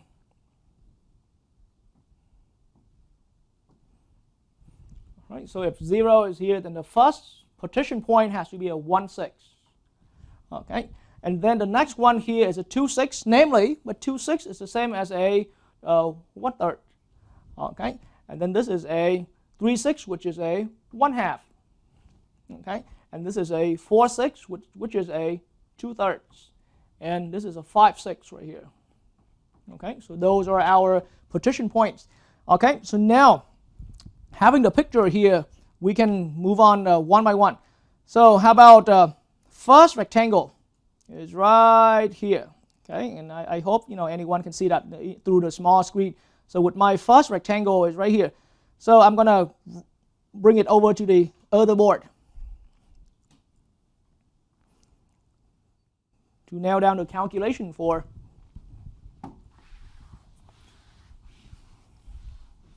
And so the approximate I'm doing here is f of 0, because 0 is the left endpoint on my first interval, and the picture is still there with you. Okay, and we're multiplying that with the width 1/6. Okay, and so that's the area for the first rectangle. Now I'm moving over to the next rectangle right here. So I'm summing it up, and so now with my next rectangle, all right, so the next rectangle is here. It's for a second interval, the left endpoint is here at 1/6. Okay, or on my other board, it's this point is my left endpoint for second interval. Okay, second subinterval. So I can also label. I should have also done that in the beginning here. This is interval number 1. So the red marker is just the label of the interval. Number 1, number 2, number 3, number 4, number 5, and number 6. Okay, so the red ink, or just the label for the interval number. Okay, and so now on my other board, so now getting that area of the rectangle, and you're still seeing that on the picture, then it's now going to be f at 1/6, but multiply with 1/6 being the width. So height times width, height times width. Okay, and again, so for the third interval, okay, so again the picture is here. Okay, and with that picture there, third interval is here. So the height came out from that left endpoint on the current interval, and so the current interval is, see, first, second, third. So on the current interval, this is our left endpoint, and so now we can make it to the next one right here. All right, f at so that value there is going to be a 1/3, and I'm going to multiply that with width 1/6. Okay, and so now, as anyone pretty sure about where I'm going, I'm going to start picking up the pace for this particular one right here, because I don't want to waste your time watching slow steps right here.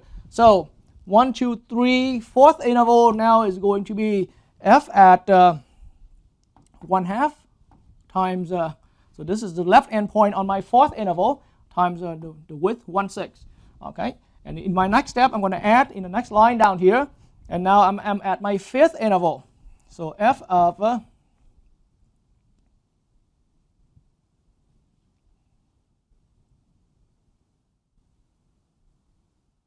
2/3, okay, times the 1/6 being the width.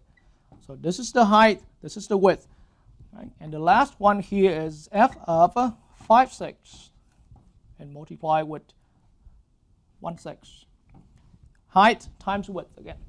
Okay, and so now the work we're doing here is now, it's a Riemann sum, but using left endpoint rule. So that's what the capital L is for. It's a Riemann sum. Okay, and even though, again, I did not explain what exactly a Riemann sum is yet, but you can start picking up the ideas from here. And when I make that transition into the actual formal definition, you will understand a much more in a much more solid way. But this is 6 subintervals, so I'm going to indicate subscript 6 here. Okay, and so now for laying down the calculation setup here, and L6 is going to, so f of 0 is f square, and maybe let me start doing things a little more clever here. But see, throughout all of these terms here, we have common factor. So algebraically, we can factor out all of the 1/6 here as one factor. It's just all of your dx right here. I mean, all of your delta x, all of your widths is one common factor. And now inside of that, I'm going to open a parentheses. It's going to save my lengthy writing, and I don't have to jump into too many lines right here. So f of 0 is going to give me, and that's what remains in parentheses here. So now I'm going to have 0 squared, but I don't have to worry about multiplying with 1/6 because that was pulled out as common factor here. Then I'm moving on to the next one, being f of 1/6. So 1/6 squared, okay? And the third one, so first rectangle, second height, right? Third height now is going to be f at 1/3. So it's 1/3 square, because our function is still the square function, plus, and this is now 1/2 square, and so that's my fourth one. My fifth one here is a 2/3 square, and my last one here is a 5/6 square, and I'm going to close that closing brackets. So this setup here should be good for us to come up with a final numerical answer. But all that here is once again L6. Okay, the right endpoint rule. I mean the Riemann sum using left endpoint rule. I apologize for accidentally saying the right endpoint. That's gonna come later. So, and using sub intervals. Okay, so this time my answer, according to what Desmos gave me, L6 came out being, let me write it here, L6 came out being 0.254629, and a lot longer, and I'm not even rounding it. Okay, and this is definitely not the area.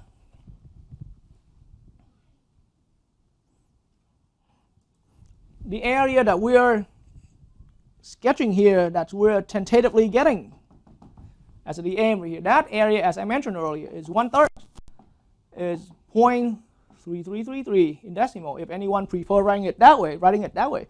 But at least we came closer. The earlier answer, when it was L4, it was 0.21 something, and now we went a little bit higher, we went a little bit up by breaking it into more subintervals. Okay, so start recognizing for yourself a strategy. For now, I call it as a strategy to improve our accuracy. But in the end, any of these, L6 or even L10 or whatever, it's only an approximate. So we still did not get the exact area. This is only an approximate. So now I can say, let's roll back to the point where we did not, where I did not tell the answer of the area yet. Then without knowing that exact answer I mentioned, then the area is approximate by L6. It's a better approximation. The area can be approximate by L6. Okay, and now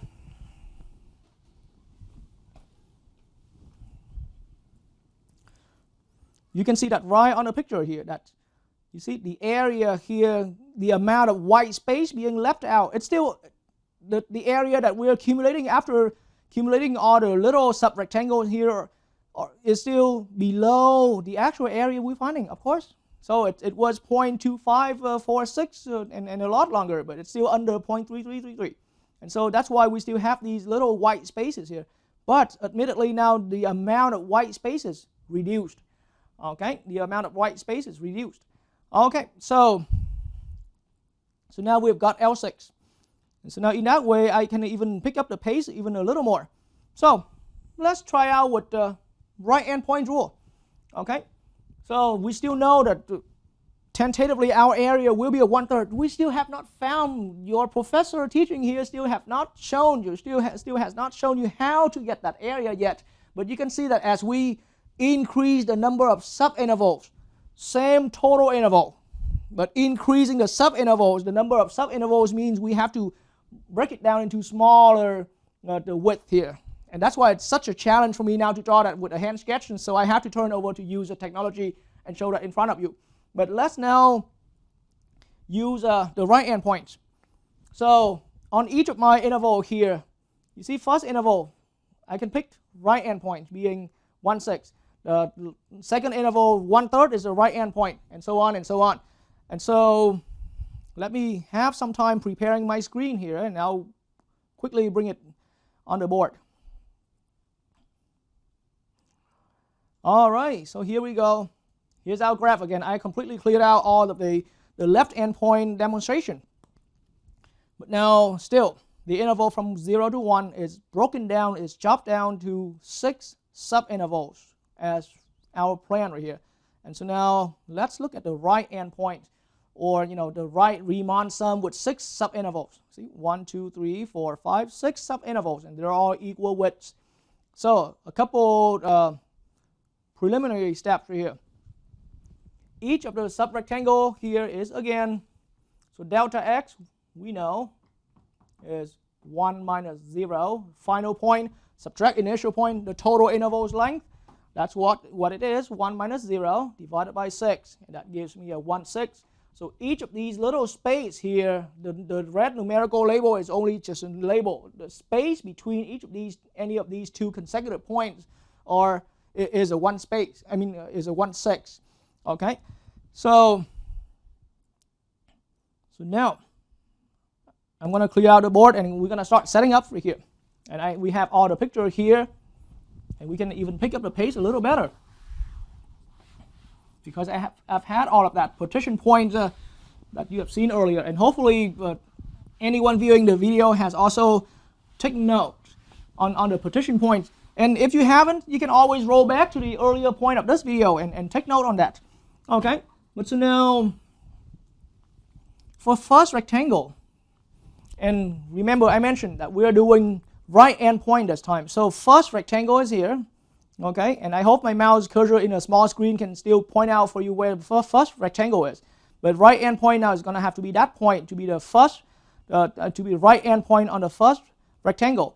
So in that way, the area we want to find height can be found by f of 1/6 actually.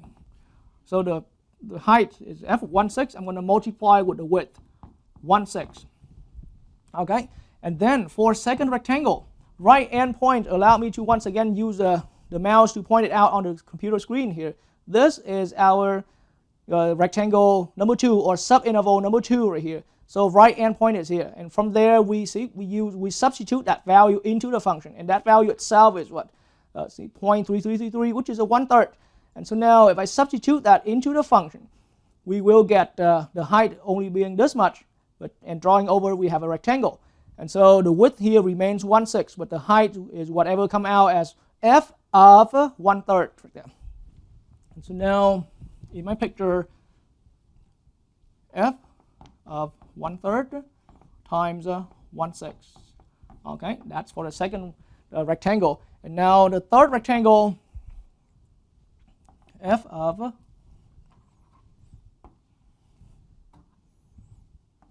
1/2 times 1/6. Okay, and then the next one, so 1, 2, 3, we've had 3 down so far. The fourth one here, f of 2/3, okay, times 1/6. Okay, and now I'm at the fifth one. I'm going to need to add with f of 5/6. Okay, multiply with 1/6. So this is the right endpoint. The value, the spots, the x equal 5/6 right here. That's the right endpoint on my fifth interval. And then the last one here is going to be f at 1. Okay, multiply with the width 1/6. Okay, and so the total sum here is accumulation that we call, it's a Riemann sum, but using the right endpoint rule. So capital R, I used 6 sub-intervals this time. So it's capital R6. That's what right Riemann sum with 6 sub-intervals is for, or generally an R6 or an R4. That's what it means. Okay, and so now laying down the math before we actually put in the final calculation value. Now again, notice that we have common factor 1/6 here. So for saving space purpose, I'm going to pull out the 1/6, and it's also the way that's less calculation for us. So 1/6 here, and now I'm going to look at 1/6 square. The right endpoint substituted into the function. The function itself reminds yourself it's a square function.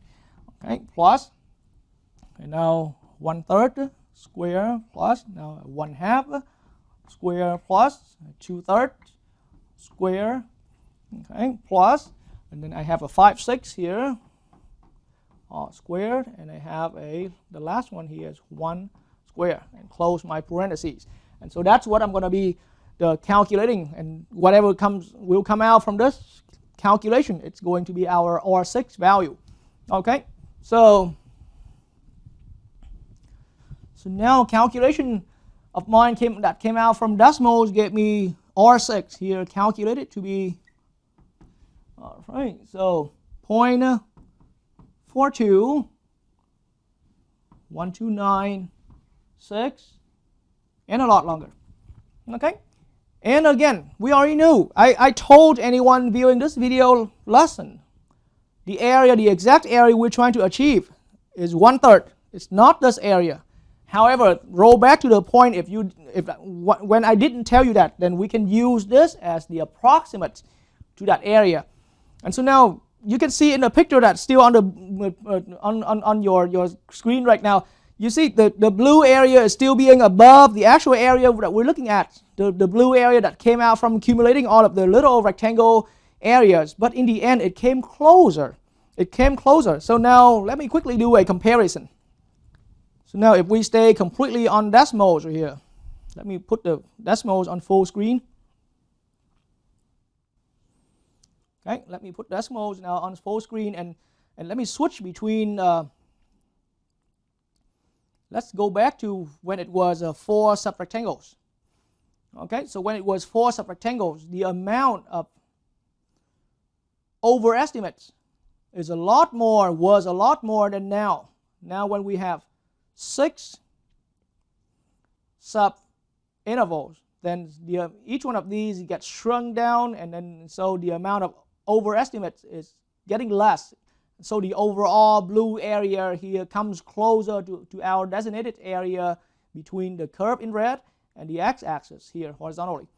Okay?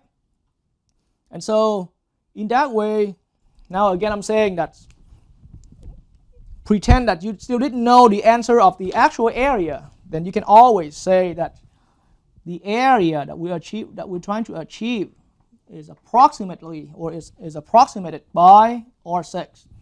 Okay, it's R6, neither R6 or L6 is the answer, but the area can be approximated by those depending on how precise we want, we want for any of that. Okay. All right, and so now let me put decimals on screen right here, and we're gonna do a pretty interactive work right here to show everybody the idea. And I'm not expecting I'm not expecting anyone to do a calculation along the way yet. It's only a demonstration, a graphical demonstration for now. Okay, so let me clear out this picture. Let's roll back to the left Riemann sum right here, using 6 rectangles. So we started our activity with 4 sub-intervals, and then we changed to 6 sub-intervals, and we got better approximate, So think about it. What can it be as a plan, as an excellent strategy to keep improving our accuracy? Because none of the work we have done so far has gotten us the exact area, and I'm still leaving that on the board here. The area is already, I told anyone it's 1/3, but no matter what we tried so far, we still didn't get to that 1/3. Okay, so let me bring up this activity right here, and so now this is my decimal, and that I shows some of the other extra stuff right here. The graph is still here.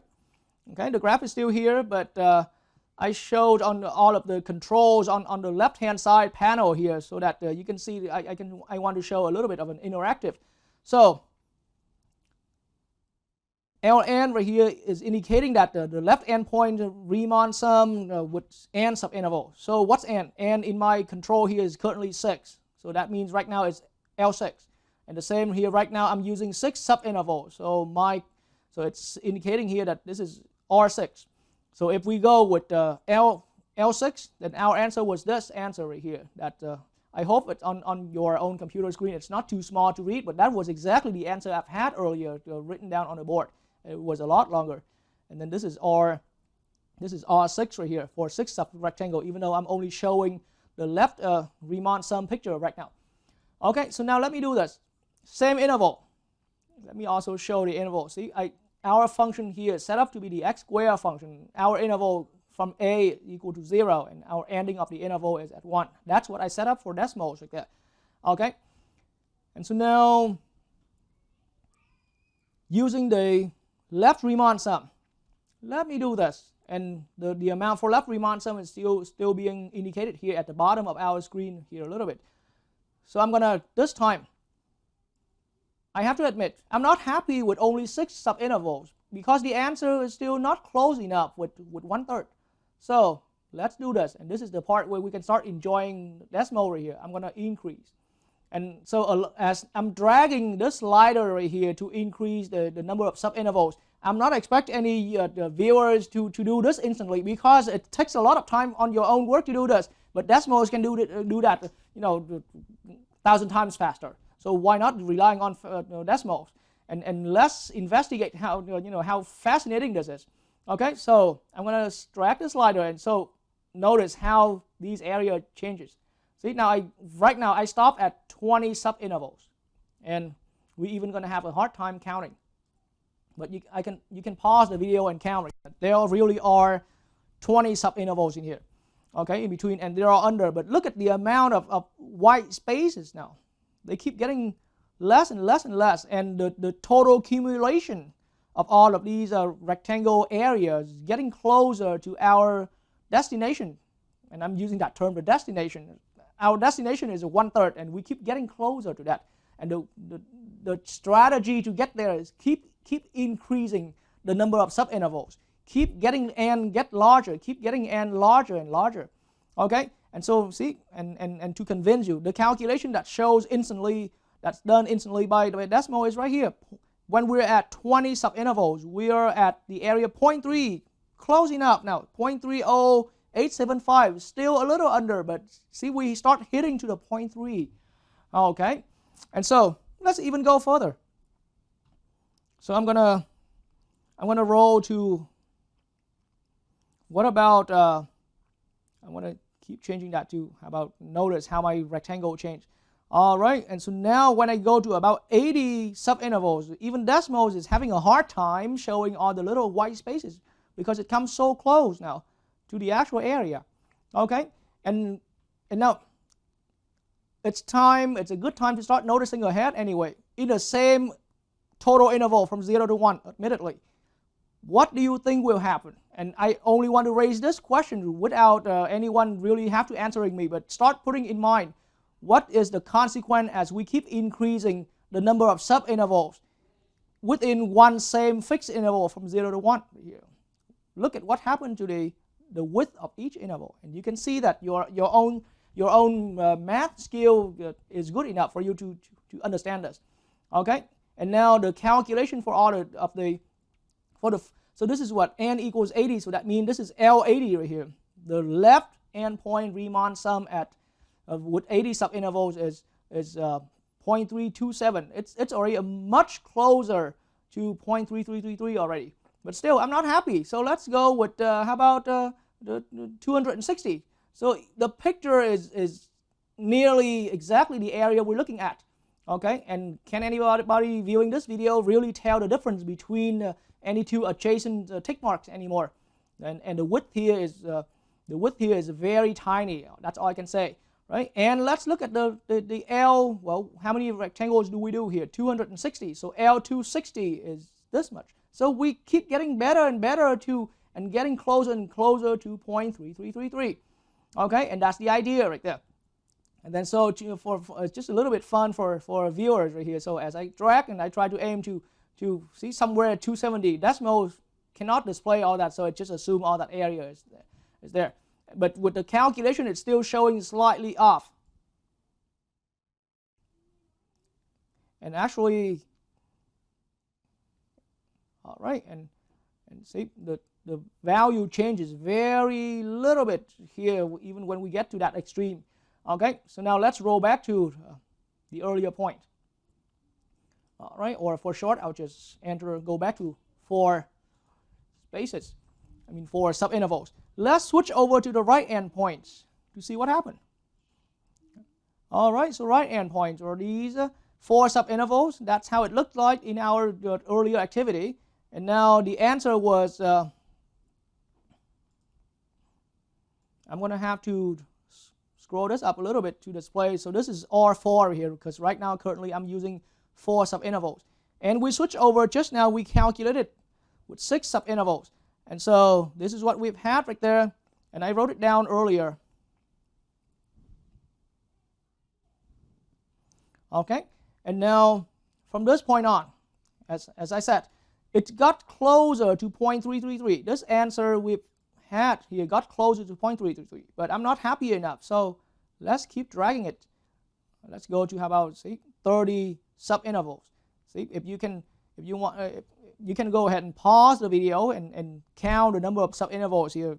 Decimals that's awesome in terms of making really good precise graphs like that. Okay, and you can see that now the Rn, or 30 at this point, is down to only 0.3 something. So earlier, within what we were doing the calculation, and it was 0.4 something, way above 0.3. But now we start hitting down to within the 0.3s right there, and we are a lot closer. And look at the amount of overestimates. It's already a lot shrunk here. And so now I'm going to keep increasing the number of subintervals. So how about let's go to like 100. Okay, and same rules here. I trigger your understanding with that question I've had earlier. Think about the impact of one total interval in the beginning, but we try to keep increasing the number of subintervals. And what's going to happen to the amount of dx right here in each of our subintervals? And you will keep that in mind for your own right there. Okay, and so now the total, this is n equals 100 subintervals. So this is Rn. Or 100 being this value at that value right there. Okay, and so I can keep increasing more, and to a certain point that decimals can't display the difference in the triangles, in the rectangles anymore. It shows an actual area as a picture. But see, if you're looking at the actual calculation, it's still here. Okay, all right. So now,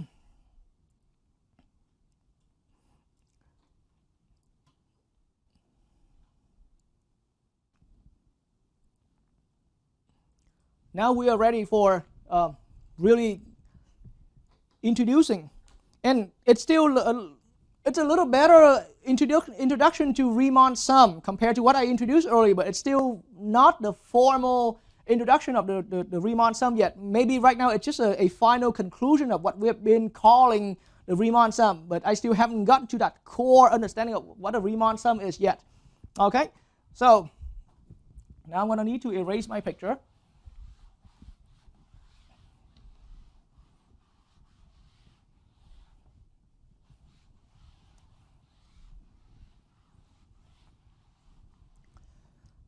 All right, so it looks like generality. As a generality, then let n here be the number, right? The number of subinterval. The number of subintervals inside of our interval, inside of our total interval. So how about in the interval from a to b? Our problem was that famous function x squared and inside between, so a is 0 and b is 1. But generally speaking, n is the number of subintervals inside of that. And so any of our, so Ln right here, that symbol Ln is being regarded as the left, or maybe let me write it in red ink right here.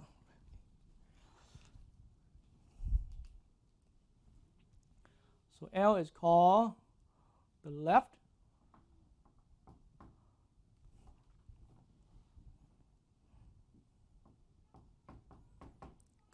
left Riemann sum. Okay, with now more specifically n sub intervals.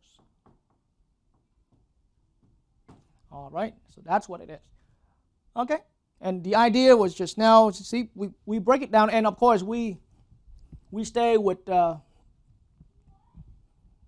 equal width right here. So for simplicity for our life right here, delta x equals just b minus a over n. The final point of the interval minus the beginning point divided by the number of sub-intervals that we're looking for. Okay, and so on the other hand, as a conclusion we've drawn out about these symbols right here, then Rn is regarded as, as a name now, we call that it's the right Riemann sum.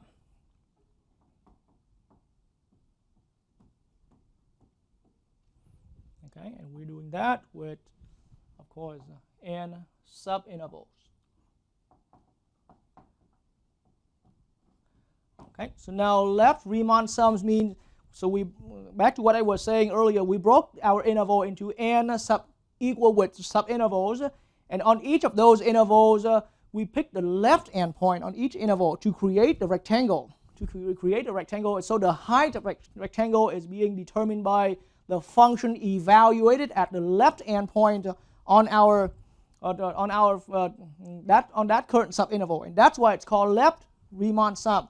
Okay, and then on the other hand, so these two so far it's just a choice of work right here, and I will clarify what I mean by a choice right here, because obviously if we stop even with the n5, n10 or n100, within what we can do right here, within what our calculation can do, the n10 or n20, I shouldn't say 100 earlier, it's a little too much, we have to leave 100 for decimals, but even we go with R10 or L10 or R20 with L20 and doing the things with manual calculation, we still didn't get to the actual area, and they're all quite some different. So how can I call that a choice? I will clarify that later.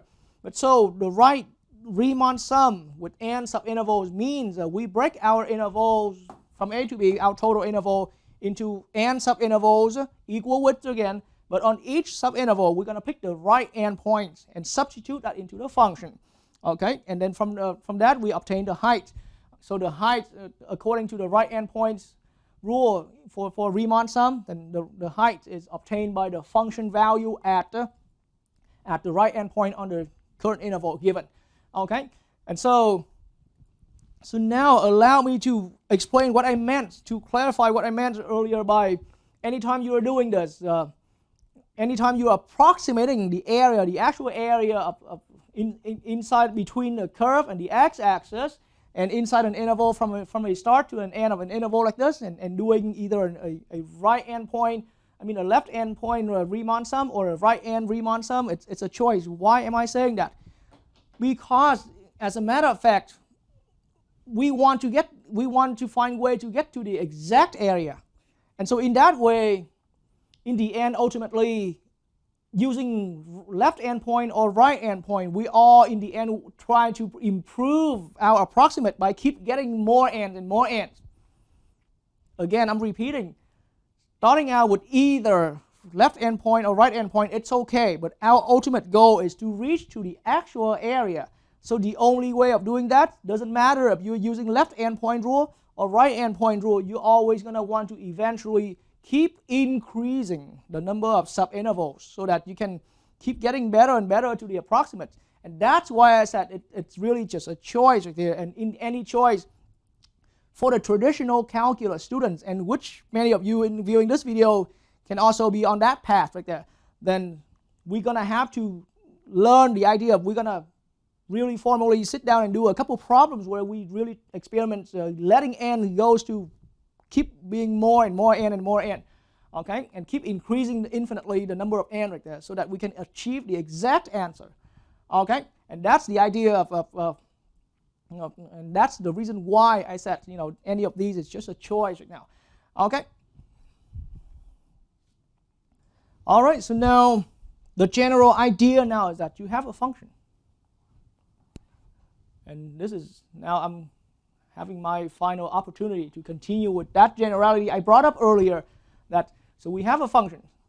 Our first activity was the x squared function, but the idea now is that it's some function being continuous function.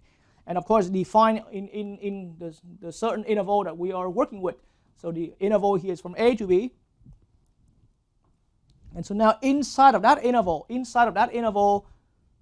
we're looking at the promoting problem. Now I have to be clear, the promoting problem here is that we want to estimate, we want to find the area inside of that part, trap between the curve of the function and the x-axis, and between from a to b, our starting point of the interval to the end of the interval. Okay, and so this is what we did right here. We broke that down into subintervals, and that's what we did. So I even did this earlier. I call this interval number 1, interval number 2, interval number 3, number 4, and if I even broke it down into more intervals, and 1, 2, 3, 4, 5. But no matter how many intervals I want to break it down, but it's all being limited in this overall interval from a to b like that. And so that's why you have seen earlier, and I trigger your thinking a little bit earlier, that the more subintervals we're attempting, then think about how it changed our intervals here. Each of the subintervals width right there. Okay, but so now the idea of instead finding the exact area, that's the work right there. We couldn't do that yet because we didn't have any definite formula. So we did that by, so for now we are already through with that step. We're breaking down into subintervals in equal widths. Okay, so the width here is always b minus a over n. That's something else I also need to remind anyone again. So each of the width here is b minus a, the total length divided by the number of subintervals we're working with. So for now, just think about 4 of them. Okay, and then from that point right here, see, if we pick any interval, let's say pick interval 2 right here, then between the interval, then we have our choice to pick. A point either the left or on the right hand side. Okay, and so generally speaking, at this point, allow me to introduce this. The left endpoint in any interval. So any of the interval here, let's say at this particular interval, I'm going to call that the interval 2. So the left endpoint for interval 2, I call it x2, but with a superscript L right here. So on interval 2, that's the left endpoint that we chose. Okay, and so generally the idea is this: we picked the left endpoint, okay, in that interval 2, and then we plug that into the function, substitute that into the function. That's to get height of the rectangle, because eventually we're going to draw the rectangle. So see, if we're doing that, then it's going to give us the height is determined by this. And so from that, we're going to draw over and get our rectangle. All right, and so in that way, that's the height for rectangle 2, and then we multiply with the delta x, the width. So that's for one rectangle, and specifically rectangle number 2 right now. So that generality there was for all other subintervals. So at any I subinterval. So so now that was specifically at second rectangle number 2.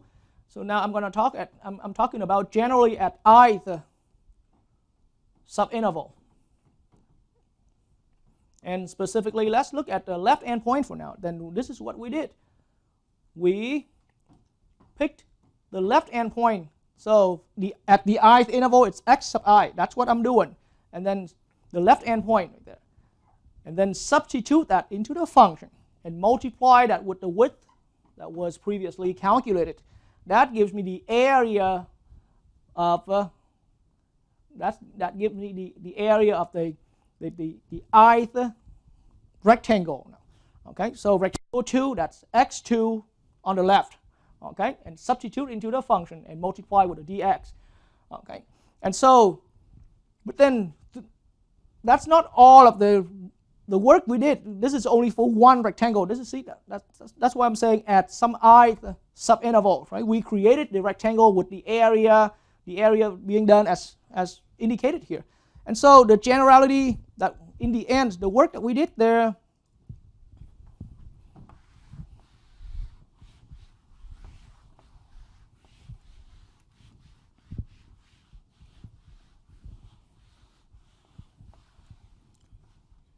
now I have to really explain right here. So we have to start out all the way from first, this is now number 1, first rectangle, but picked left endpoint, substituted that into the function to find the height, and then multiply with delta x. That was area for the first rectangle. Then we accumulated that. That's why I'm having an adding. So we accumulated that with the height for a second, or for a rectangle number 2, that's why x2 right here, but on the left endpoint, okay? So the height here, see, rectangle number 2, left endpoint being substituted into the value, into the function to find the height, and multiply again with the width. This is area for rectangle 2, this is area for rectangle 1, and then so on and so on. And so the function at x3, this is the value in the third interval, on the left endpoint, okay? That's what the superscript L is for. So this is the height of the third rectangle multiplied with the width again. And see, in a general setting like this, we can go to as many n as we want. That's why I'm leaving dots right there. Okay, but we're doing all the way to the last one. So if we have n subinterval, we go x sub n. Left endpoint on the n interval. That's what this x sub n superscript L is for. Okay, and times delta x. So this is a general setup. But see, this right here is what we've now formally referred to that as the Riemann sum L sub n. Okay, or so a little more formally, you are welcome to use this long version, or there's a more condensed version, which is, because it's a sum. It's a sum. So usually when you arrive at a calculus class, then your mathematical majority is higher now. It's higher. So you are ready to accept, to take the symbol. It's a summation. We sum all of the, you see, generally at any of these area right here, the formulation is that it's the left endpoint at any ith interval, generally at any ith interval, substituted into the function. That's what the f at x sub I to L right there, superscript L, multiply with the delta x. Okay? And then we're summing all of those little areas. In areas, I keep using the term area just to have you have that envision, that visualization about every single thing we do in here it came from that original promotion right there. But that is formally now we define that. Okay? So now as a definition, now as a formal definition, this setup right here, or in this setup right here, is now called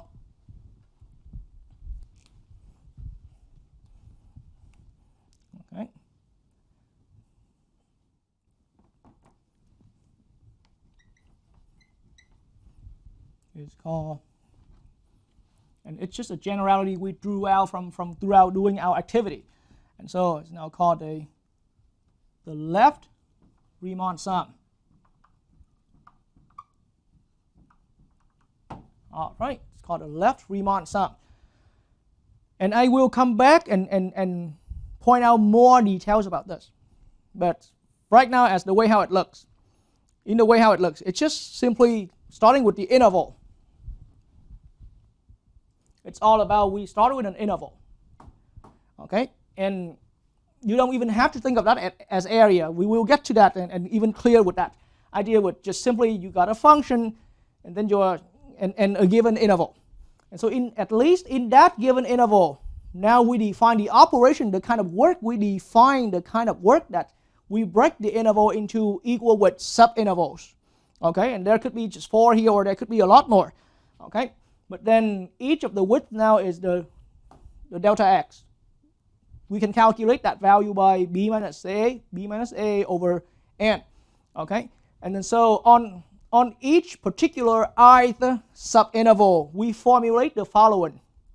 We formulate the idea now is that, so if you don't, I start recommending to think of this as just simply the function value at the left endpoint on any general ith interval right here, any general ith interval, instead of seeing that permanently as an area. I don't want anyone to get your mind completely stuck with the idea of area, okay? Because at some point later on, Riemann sum and areas will at some point depart from each other, okay? But so for now, all I want you to understand is we define the work, we define that operation by, hey, at any general interval, we pick the left endpoint, substitute that left endpoint into the function.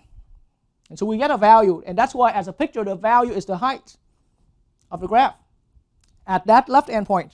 Okay, but then having the height right there, I call it the height because I want you to associate with the picture, but it's just simply the function output at the left endpoint on the given ith interval.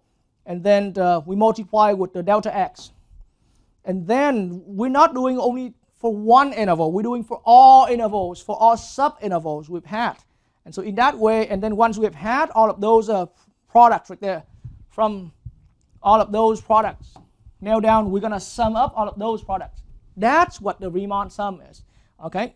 And then in specifically each of the products here, that function output here came out from the left endpoint on your particular subinterval there. So that's why we call this, it's the left Riemann sum, okay? So in that way, same way, I'm going to roll back to my board.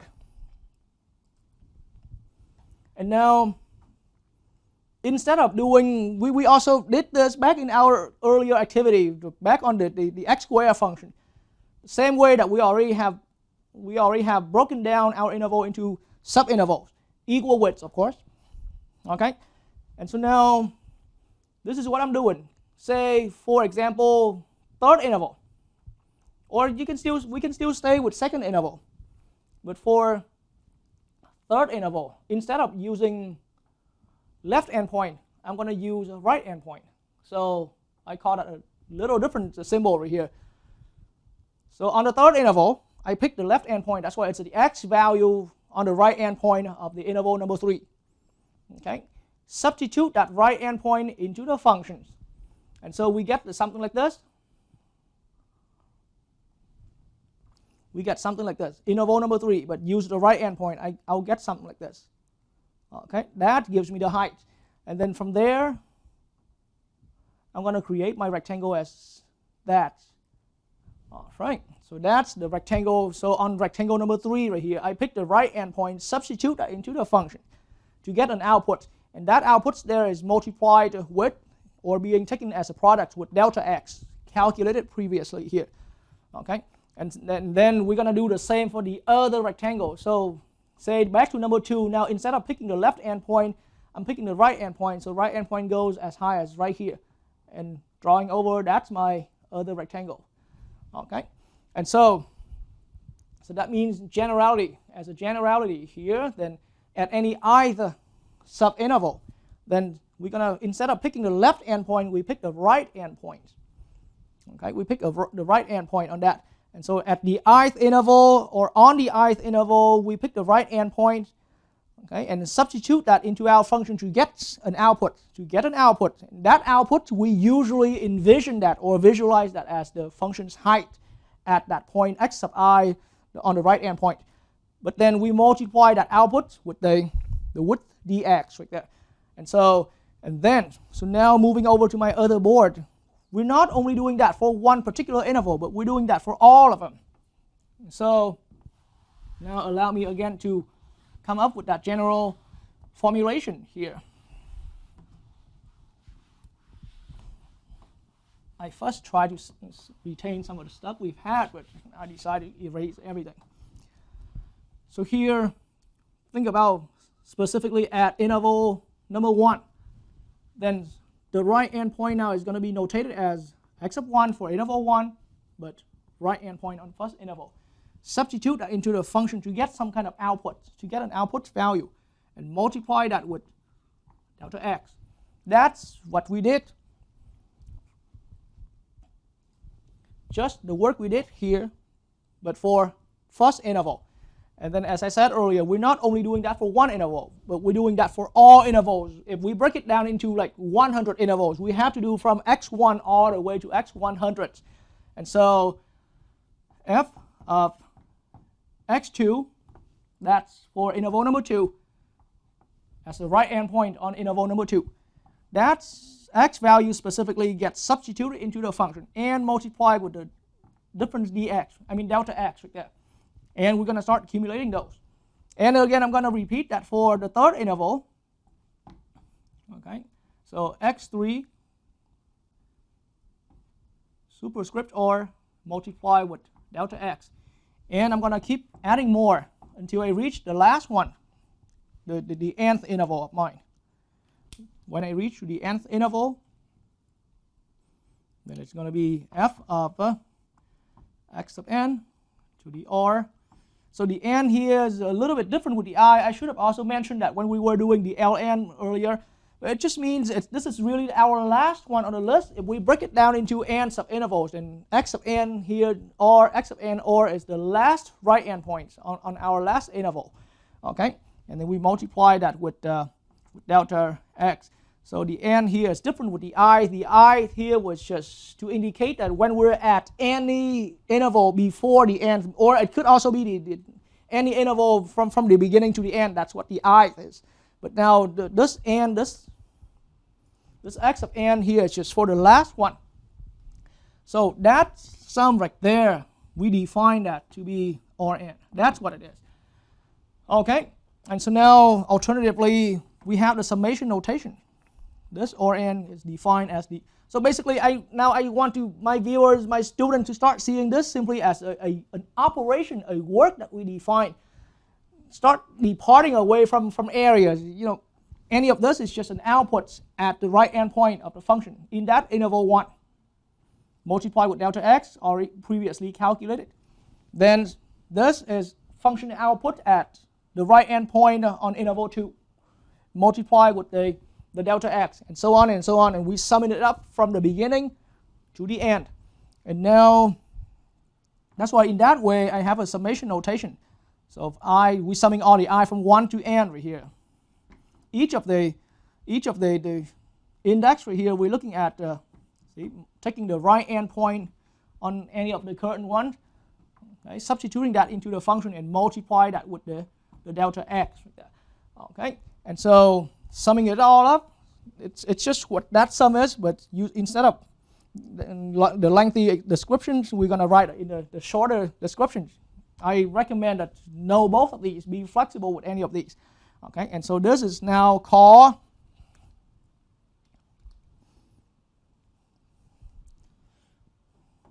so that sum, like the sum defined like that, is called the right Riemann sum.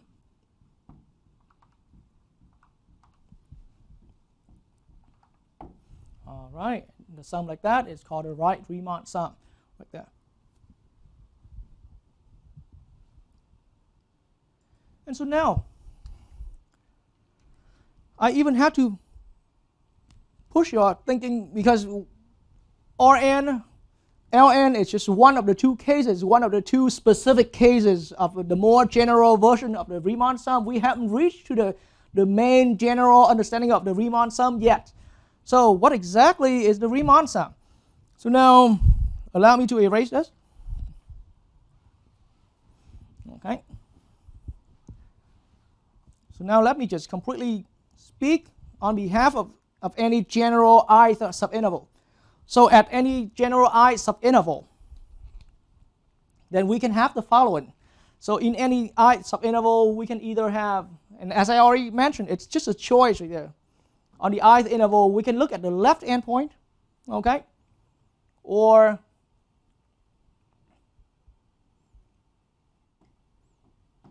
the right endpoint, because these are both two different components of your ith interval. any interval has to have a left endpoint and a right endpoint. So any one of these belong to your ith subinterval, or it's an interval. It's a point of that interval, a point of that interval.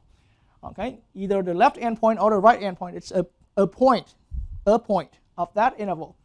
And so now I'm going to generally define the following.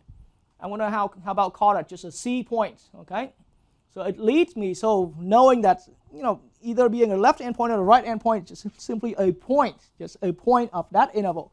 And so it led me, or it leads me to this following understanding. I'm going to call that it's a C point. C sub I point. I mean, it's just simply be a point. It can either be the left endpoint, or the C sub I can also be the right endpoint. Okay. It's only a choice between these. That's why I'm saying, we choose that, and maybe that's the reason why I call it C. It's a choice, but that choice can be the left endpoint or the right endpoint. But when we stick with one, we stay with the rest. Okay. Once we stick with one, then when the rest of all the other intervals, you have to stick with that same point right there. Okay, so here's the actual general Riemann sum right here. So the whole idea of the Riemann sum is that instead of focusing specifically on left endpoint or right endpoint, now I can just say on each interval, I can just pick a point of that, a point I, a CI point. I'm a little bit ahead of myself. This is C1. It could be left, it could be right here. Okay, but once it's left, it's left for the rest of it. Once it's the right endpoint, it's the right endpoint for the rest of all these guys right here. But it's a point of the first interval. It's a point of the first interval, 1. And so in that way, this x2 or right here, that's a little too specific. Generally, we can regard to this as a point C2. Left endpoint or right endpoint is just a chosen point, okay, of subinterval 2, okay. But like I said, if we already decided to stay with left endpoint, and all of these guys are all left endpoints. If we chose a right endpoint, and all of these guys are right endpoints, okay. And so now I can modify this version, okay, as a C3, okay. And so same way here, I can modify this final one, this last one for our last interval as a C, and they're all lowercase. That's what I meant to write with that. And so this right here is a sum. It's a sum. And so, but I can't call it L because L is more specific as using the left endpoint. I can't call that R because it's a little bit too specific as it's already specifically used as the right endpoint. So here I'm just going to call it, it's some kind of sum, okay, by summing up n terms. Okay, it's a sum by summing up n terms. Each term here is done by picking a point of the interval either on the left or on the right. Substitute that into the function and multiply with the delta x. Same thing here for second interval. Pick a point, and now whatever you chose here, we chose the same one there, okay, but it's the same agreement with that, but pick that point, substitute into the function, and evaluate and get some output. And so we're summing up all of these terms from beginning to the end. We have this is now, or in summation notation, it's a summation f ci multiply with delta x, okay, and summing all from the first term to the nth term right there. Yes, we call it s of n. And I have to admit at this point, this S of n right here is actually just my own term. Believe me, I've taught calculus for years, and I've seen many different textbooks using different the symbols here. So some textbook might agree with my symbol, some textbooks use other symbols right here, but in the end it's just a sum. Okay, and we created the sum this way. Now the L sub n symbol, the R sub n symbol, I agree with many other textbook authors because that's probably the best way. But when it comes to the general version that I'm introducing here, some other textbook use the symbols here. So that's the part where, be flexible with me on this. So I'm using S of n. Textbooks will talk about this kind of work as well, but may use different symbols here. That's what I'm trying to point out right there. And so now this definition, this sum right here is called, Okay, it's just a definition of the kind of work we're doing here, and when we do that kind of work, we call that we're taking the Riemann sum. Okay, so this is called the general Riemann sum. Okay, and just the Riemann sum. Forget about the word general. I write it here, but I'll put it in parentheses. Okay, the main term here, because you can skip the word general. This is just called the Riemann sum. All right, so that's formally what the Riemann sum is. Okay.